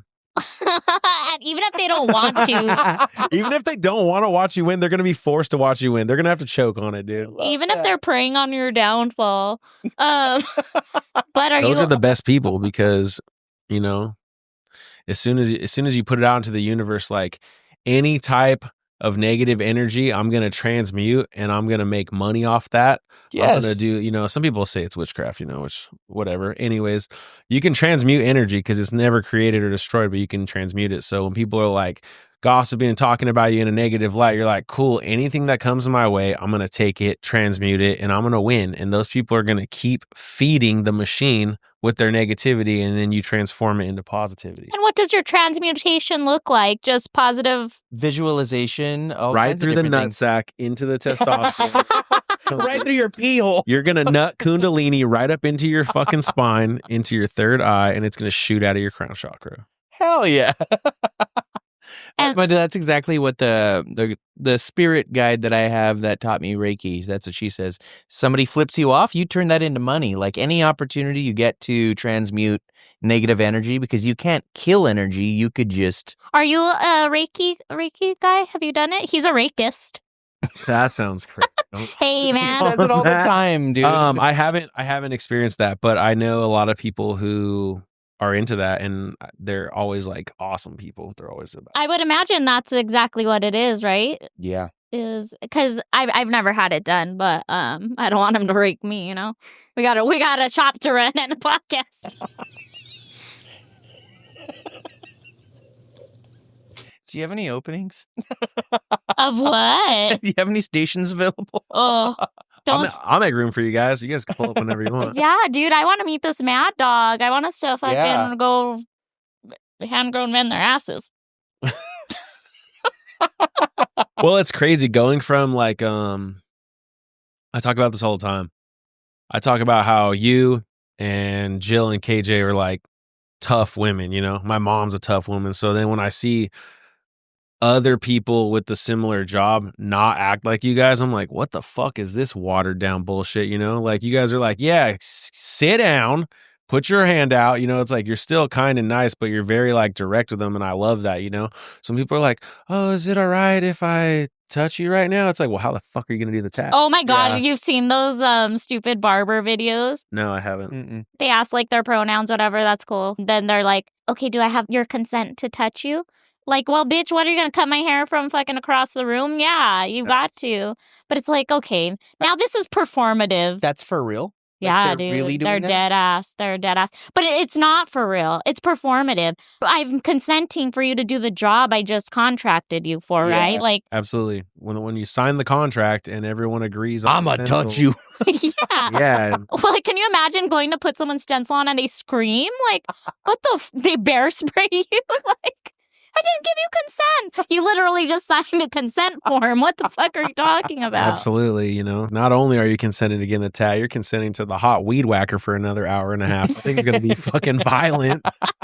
And then whenever you throw in the whole, I have a high pain tolerance, I'm like, we are all about to find out. So I'm going to tat fast as fuck right now. So I'm going to see, like I tell everyone, and they always like laugh at me if they haven't been tattooed by me a lot. I'll be like, okay, breathe out when we do the first line. And then they're like, oh, that's smart. I'll look at them. I'll be like, are you breathing? And they're like, yeah, why would I not be? I'm like, because you're probably going to hold your breath. And it's like when I'm jamming a full back on you, like I usually line full backs in 2 hours.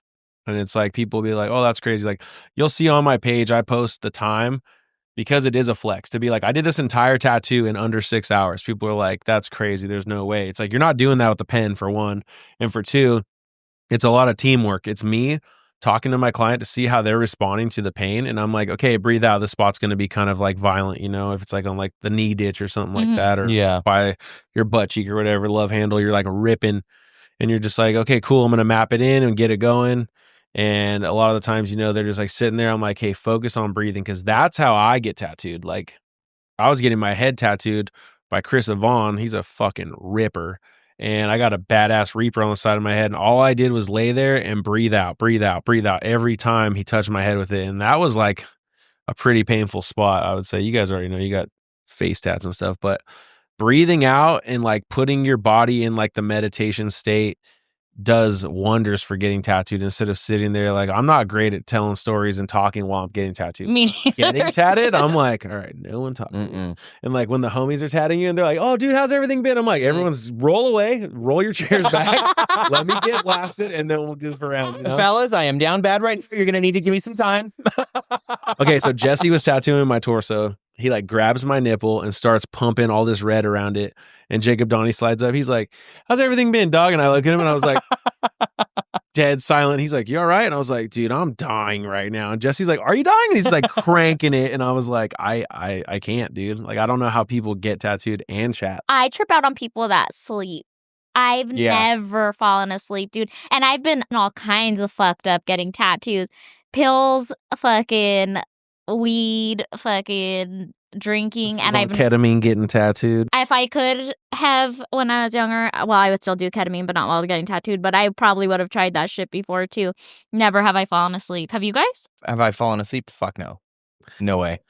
No, I have tattooed a lot of people that were like, you know, you're cranking a tat and then you talk to them and they're like, oh, I was like, they like lower their heart rate so much they're almost asleep. And they're like, yeah, it wasn't bad at all. And I'm like, damn, the way they can disassociate like that, mind from body, is wild. I feel like they're like on the verge of astral traveling through a pain type of experience, not from like a resting body experience, you know? It's the breath work, huh?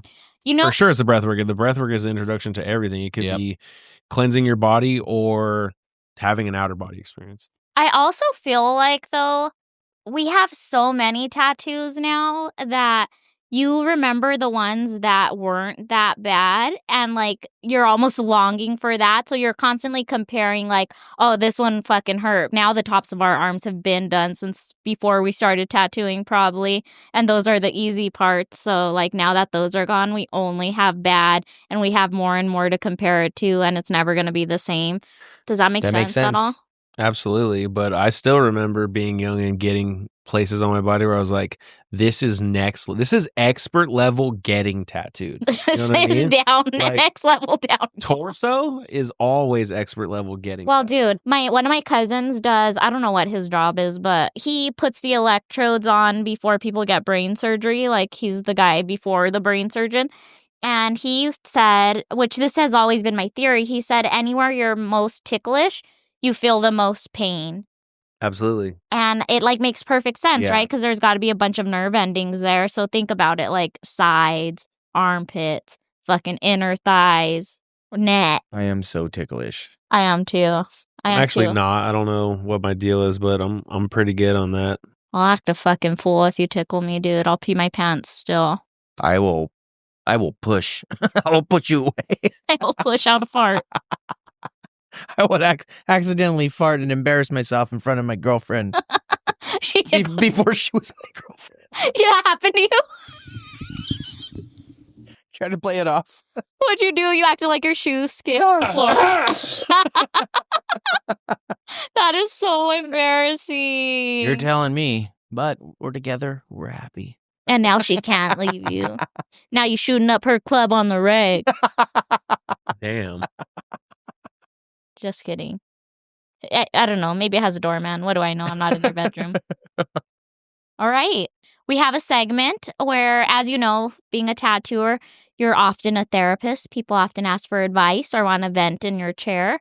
So we have a segment called Tattoo Therapy where listeners do just that. They ask us for advice. So here's one that we got. It says, Dear Buds, I'm a self-taught tattoo artist for 2 years, and some months now.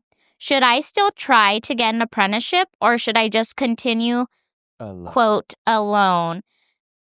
Quotes, because I'm not technically alone. I still meet tattoo artists at events and expos and social media, and they don't gatekeep.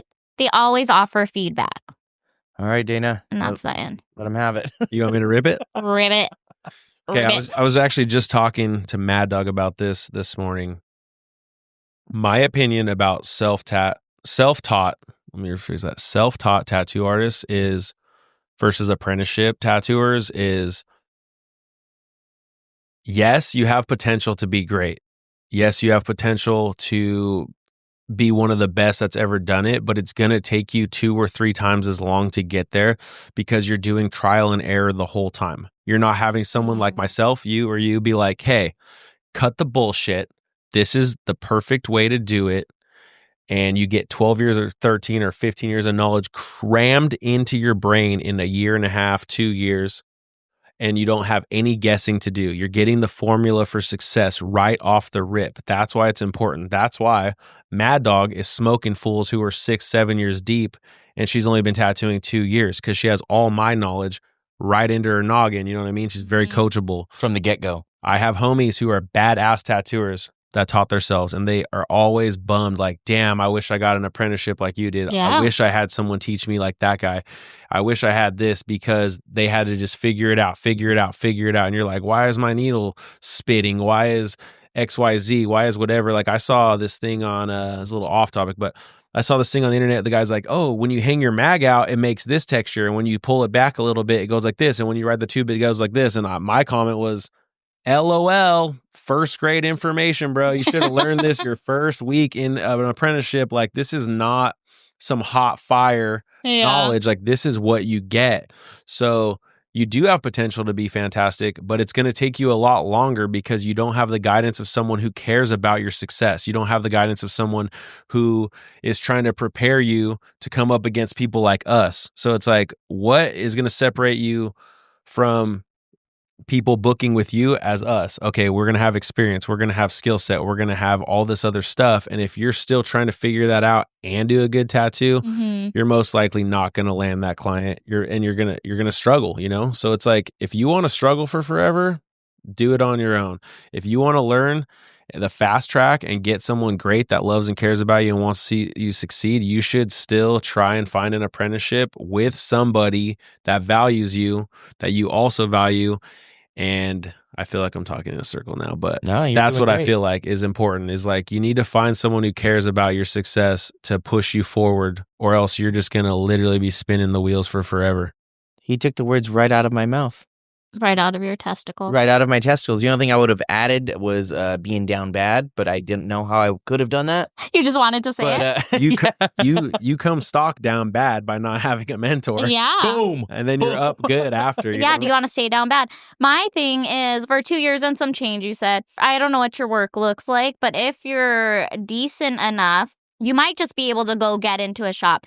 Whether it's an apprenticeship or as an artist, you need to be in a shop. 2 years, you do not need to be tattooing alone. And I know you said you're not alone, that you meet tattoo artists at expos, social media. It's good that you're out like fellowshipping with artists, but you need to be like in a shop, because how many times as a younger artist were you tattooing, you don't even think you're trying to figure something out. You think you're doing the thing and someone's like, why are you doing it like that? You should do it like this. Absolutely. And, you know, and so even if they're not gatekeeping and they're freely giving you this knowledge, if they're not watching you tattoo and you're not watching them tattoo, you're missing out on so much opportunity and so much growth that, like Dana said, you can be getting 10 times faster than the trial and error. And even what he said about the mag thing, like, oh, hang it out like this, do this, do this.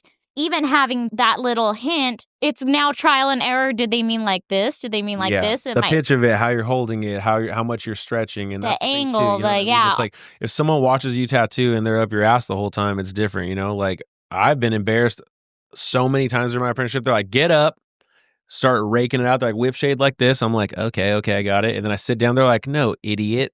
They're like, watch my hand. I'm like, let me hang on to your hand so I could like feel it, you know? Yeah, have a whole ghost like ghost. situation. Totally. So then you're like, okay, cool. Now I'm starting to get it. When you don't have someone up your ass to tell you the repetition, you're going to forget. You don't learn something one time and become the master. You have to practice it, and you have to practice it correctly, because if not, you're just creating bad habits. I have someone who works for me that's self-taught, and he learns a lot slower than the girls that had an apprenticeship. Yeah. And I love him to high hell and back. But it's just that extra boost that you get from someone being up your ass every day for a year, 2 years, 4 years, whatever it is, you know? Yeah. And you're not like, okay, don't put your cord over there because now it's dragging across your ointment. You know what I mean? Like little ass Little things like that, you know? You're like, take your glove off right now and don't touch your soap bottle or touch whatever with your bloody hand. It's like, don't push your glasses up with your goddamn ointment on your glove. Why is a ointment even on your glove? When you pop it off, it's going to skeet all over the wall. We're not doing that. You know what I mean? That's so weird to me. And that's another thing too, is it's not just a matter of doing a good tattoo. It's fucking doing a safe tattoo. And that you cannot learn. I mean, maybe you took a bloodborne pathogens class. I hope you did. But that's not for trial and error. I was going to say, but everybody's taking those. I mean, sure, you could know what not to do, but like, you kind of need to be taught by somebody. Like, and you kind of need to be held accountable. Yeah. Or some people do need to be held accountable, because you see people that you just straight up know better, and you're like, bro, I just saw you grab your phone. Like, you better be you better spray that down after. Yeah, some people just don't Sanae care. used to be the sanitation police at the shop we worked at. She'd be like, I just saw them touch their power supply with no wrap on it.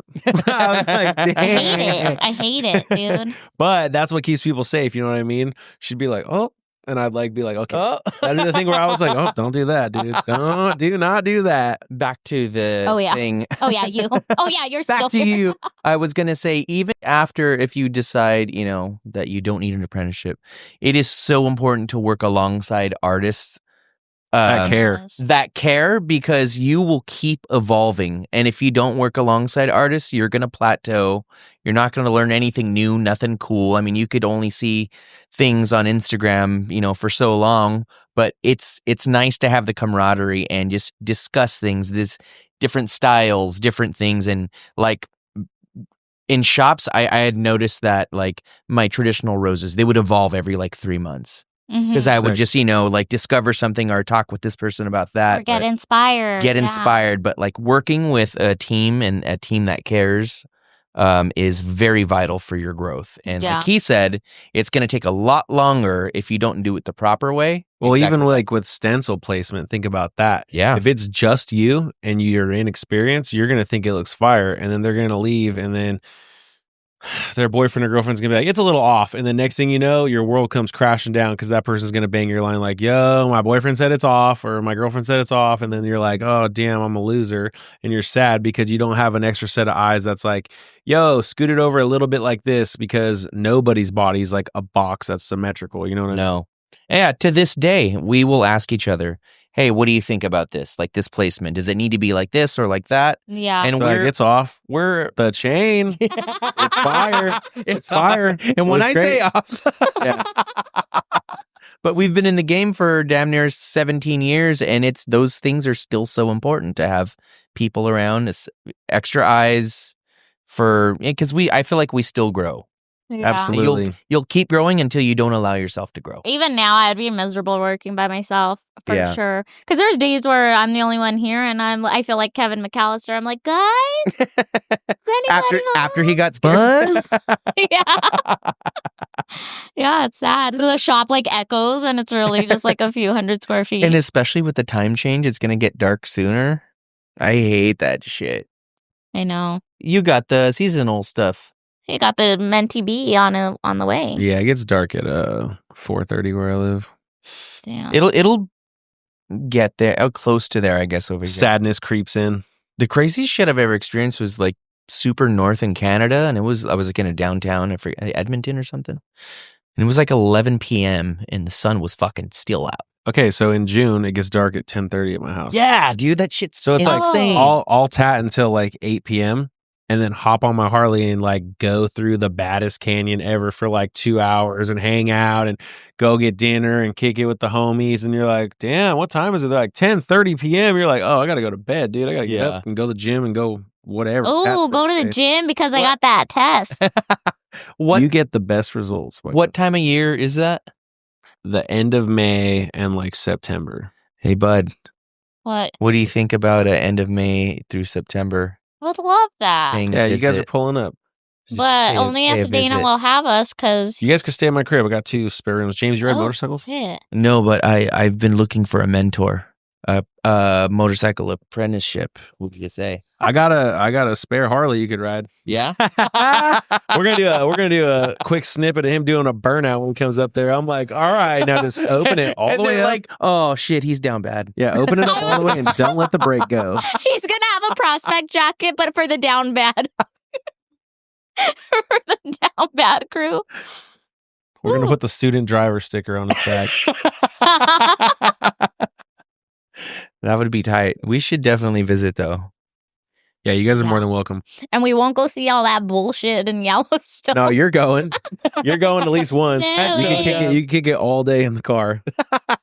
And you guys could try to contact aliens together. Yeah. You can shine your laser in the air and have them come find you. That fucking blueprint thing sounds pretty wild, dude. You have to do it. I can't believe you came in here gangbanging. Where are you from? Yeah, that came in hot. Where's your soul from? Not your meat suit with your name, dude. but where's your soul from? Forget a neighborhood. I want to know the dimension. What is it? How many times have you been here? That's what I asked my homegirl, and she's like, I've only been on Earth twice. I'm like, peasant, you've only been here 2 times. Well, come on. Step it up. Those are rookie numbers. Step it up. One of the things with the astrology, which I know is different, whatever month you're born in, you can kind of tell, I guess, how old you are. So, like, Aries is the first month of the astrological chart. So, like, I'm baby. Yeah, but you know what sucks that I just learned from that oracle? The astrology has nothing to do with my blueprint. Like, I was born on the cusp of Capricorn Aquarius, right? But that has more to do with when my mother could hold the frequency for me to arrive on Earth more so than my own life and my own self. So that bummed me out because my whole life I've been like super into astrology. That had to go right out the window now. And I'm like, damn, people be like, what's your zodiac sign? I'm like, that doesn't apply to me anymore. I'm I do not identify as. Yeah, I'm not butthurt about it at all. You know, and I'm like, damn. He's like covering up his own tattoo on his leg. Yeah, I'm like, thank God I didn't get an aquaricorn, dude, because I'm on the cusp. So specific. I think he has one. I'm like, yeah, I definitely don't have one on the back of my leg anymore. All right, you guys got any more advice for this girl? I hope you find someone that cares about you and takes you under their wing and you become super successful. That's what we all want for people who love tattooing. If you love tattooing. Even outside of my apprenticeship, I have always found, which is how I met Johnny Bones and how we broke down, is I have always found the best artists in the shop and fucking just clung onto them and straight up asked for help, straight up asked them to rip my tattoos apart because I wanted to get better. And it's better to be embarrassed or feel, be told to your face that you did something wrong than just, I don't know, having to fuck people up for extra time. Yeah, because you'll learn from that. Yeah. Don't just get a pat on the back. And keep doing fucked up shit. Or if you're humble enough and will ask for help, you will learn just working with other people if they care about tattooing and if you care. So, best of luck to you. We're at 1:54. Now it's time. What time? It's time for the tattoo cover up. We should get you an electric guitar so you could do a little Wayne's World introduction. Yeah, the cameras could go fucking in and out. All right. This is the tattoo cover-up segment where we have our guests or our listeners tell us a story about something fucked up, embarrassing, naughty, unbelievable, near-death experience, whatever shameful, you have, regrettable. Or sick as fuck. Or down bad. That's going to be the new category. And Dana, I think you have one for us. Oh, and if you guys want us to read any of yours, please DM them to the pod page. Dana, you have one for us? This is probably the only story I could share where you won't be arrested. The story goes, I was working at the shop and Chelsea, who you guys know. Shout out Chelsea. The homegirl Chelsea came to tattoo for the day, right? And there's like 8 of us in there. And she's like tattooing somebody. She was at the front by the cowboy doors, right? This person walks in. They're like, yo, let me use your bathroom. And like, no one even thought about it. And normally we don't let any like randoms use the bathroom. This is back in like 2013, right? She's like, yeah, go ahead and rip it. And so then next thing you know. Oh, they ripped. Yeah, next thing you know, like 2 or 3 cops walk in and they're like popping nitrils on. They're like putting their gloves on. They're like looking around. I'm sitting here like, what the fuck is going on? And they're like, hey, is there a woman in your bathroom? And I like look at Chelsea and she's like, yeah, I just let her use the bathroom real quick. Homegirl's in there smoking rock, okay? She's in the bathroom smoking rock. And I remember tattooing this kid's chest and the cops are like, we need to get her out of there. We just got a call. She was in like the restaurant behind you guys for an hour. And I was like, yeah, this lady's tweaked out, bro. The cops are like, well, how do we get the door open? I was like, twist the handle the opposite way. And so they like, boom, pop it open. Crack smoke comes out the thing. I look at homegirl. Stop. She looks at all of us. The girl spins around, dude. She's hitting the pipe. She's like, I'm just looking at the artwork in here. It's really nice in here. The cop's like, yeah, dude, give me your It's hand. smoking. Yeah, the artwork is smoking. Hey, check this one out. It's like standing on the toilet. I'm like, what? Get this bitch out of here, bro. So then we all like look and everyone's like, who the fuck let her in here? You know, and Chelsea's like, she just said she had to go pee real quick. And I'm like laughing and I'm like, put paper towels like over homie's chest piece. I'm like, he's about to get secondhand high from the crack smoke that's flying out of it. Because I was tatting by the bathroom. I was like, from me to you from the smoke, dude. And meth does do that. Maybe. It does. No, it absolutely does. Would it? Yeah. Because it's like chemical transfer into your bloodstream. So I was just sitting there. I can't remember who I was tattooing. So if you were the one getting the tat, holler in the comments. But and we hope you didn't catch an addiction. Yeah, one of my homies, I forget who it was, but I remember like putting the paper towels over his chest and he's like, what the fuck is going on? I was like, dude, I don't know. And then I remember Scott was like, who the fuck let her in here? And I was just like sitting there like, fuck. Because I was like, hey, can my friend Chelsea come hang out with us for the day and tattoo with us? You know, and I was like, damn, I'm about to get my ass beat for just having her pull up. And then she let this crackhead lady use the bathroom to pee for a second, and it ended up just being her twisting the pipe back, and the cops grabbed her, and they were super cool. You know, they had like a ride along dude with them too. I remember. And I was like, are you a cop? He's like, no. I was like, all right, you got to wait in the lobby. And he's like, what? And I was like, yeah, bro. Young buck. Yeah. He was like, all right, you know, so. Rookie. Yeah. He was just like a ride along homie. And I was like, yeah, you're waiting in the front, dude. Cops only back here. Right along lives do not matter. Street shops are a fucking mixed bag of people. Yeah, we have nothing good comes in the door after 9 p.m. Nothing.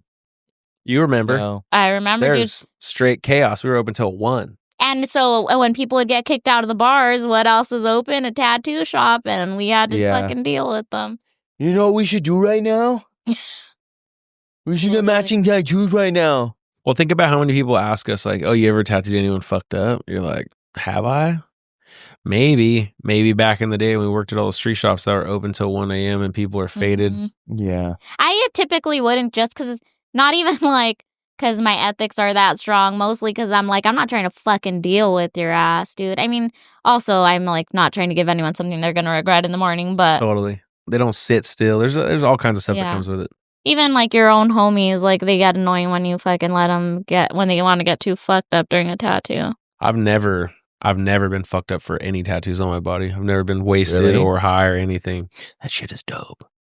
It still hurts. No, I've literally gotten every tat sober, and even when my homies are like, yo, can I bring some beers? I'm like, honestly, I'd prefer you not to. That way you don't fidget around and whatever, you pass out or have like a thing, you know. I used to have a friend who would like crank a whole bottle of NyQuil and then crush like 3 Budweiser tall cans and lay there like almost dead and get a bunch of tattooing done.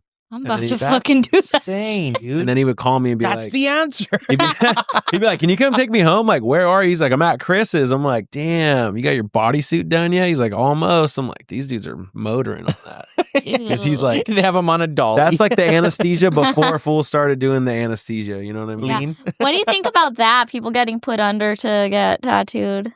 Okay, so when I came to work with you guys, I wanted to be an anesthesiologist because I thought it would be cool to put people under and do an entire back piece on them and then bring them back and then have like an RN watch over them for like 24 hours to make sure their vitals were stable and send them home. Like I thought it would be cool to like start that.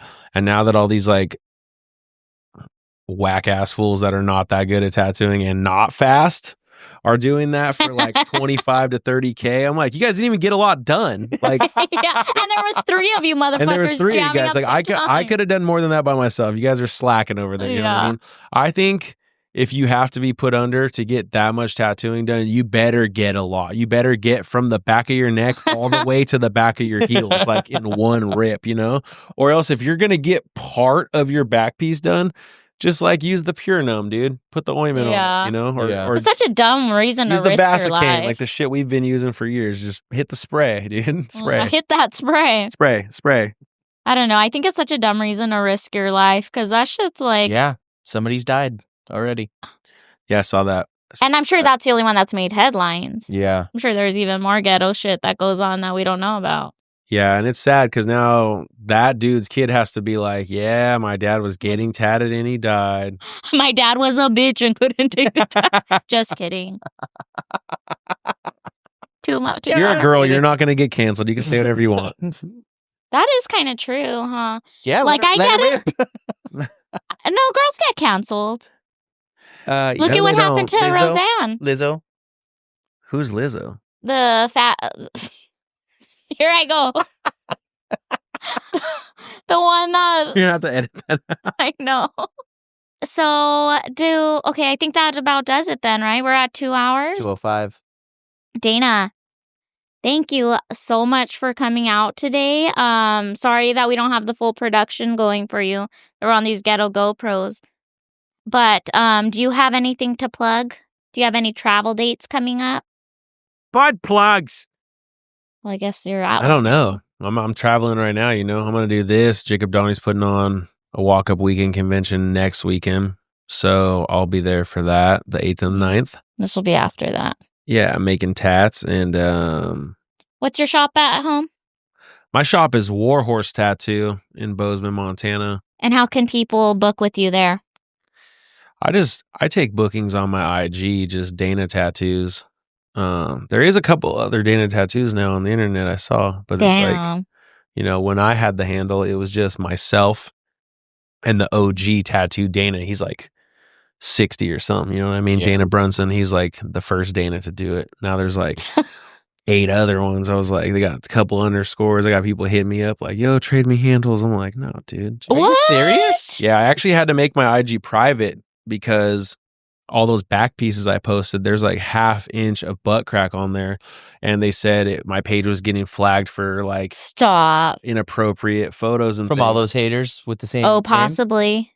I don't know. Trying to comfort. Because his is Dana Tattoos all together. No underscore, no misspellings. Like, damn. Yeah, there's not like a 0 in the O's or whatever, you know what I mean? I don't know. I feel like I've been shadow banned on there for a long time, but here's how I look at it. It's like whoever is going to be my client, they're going to find me, dude. I'm not out here like doing the most. I am posting a lot of tattoos. I believe in that, you know, like post every day and show everyone what you're creating because that's how people see like, oh, they can do this, they can do that, they can do all the types, you know. But I'm not into like playing the algorithm games and chat GPT and like, what's the algorithm for this week? Like spin around and do 3 claps I and feel you. do a somersault, you know. It's Yeah. exhausting. But yeah, it's just There's no way I'm doing a somersault until I get my testosterone fucking. you'll be completely doing worked a out. double kick I- flip somersault, dude. Double somersault. Double A kickflip no somersault. knee bend backflip. Dude. Yeah, but thank you guys for having me. I had the best time. I've watched your guys' episodes from the rip, and I thought this was fantastic. So Fuck yeah. the dude. fact that you. you're allowing me to share this with you is awesome, and I'm super grateful for this experience. Yeah, man, and I will throw away my Bishop Power Wand as soon as you leave. Shout out to Bishop Power One because he likes it a lot. All right, but give him the sign off. All right, we ask all of our guests to look at the camera and say, thanks for watching the Tattoo Budcast. We'll see you at your next session. Thanks for watching the Tattoo Budcast. We'll see you at your next session. Nailed it. That's a wrap on a bet. Can I get like a photo of us or something? Yeah. Yeah. Oh, you could probably take it on there now, bud, and then send it to him. It'll be just me and him. You want to squeeze in the middle? So I pressed stop on the recording, and it said camera connection lost. That better have recorded everything. Little did they know, it recorded nothing.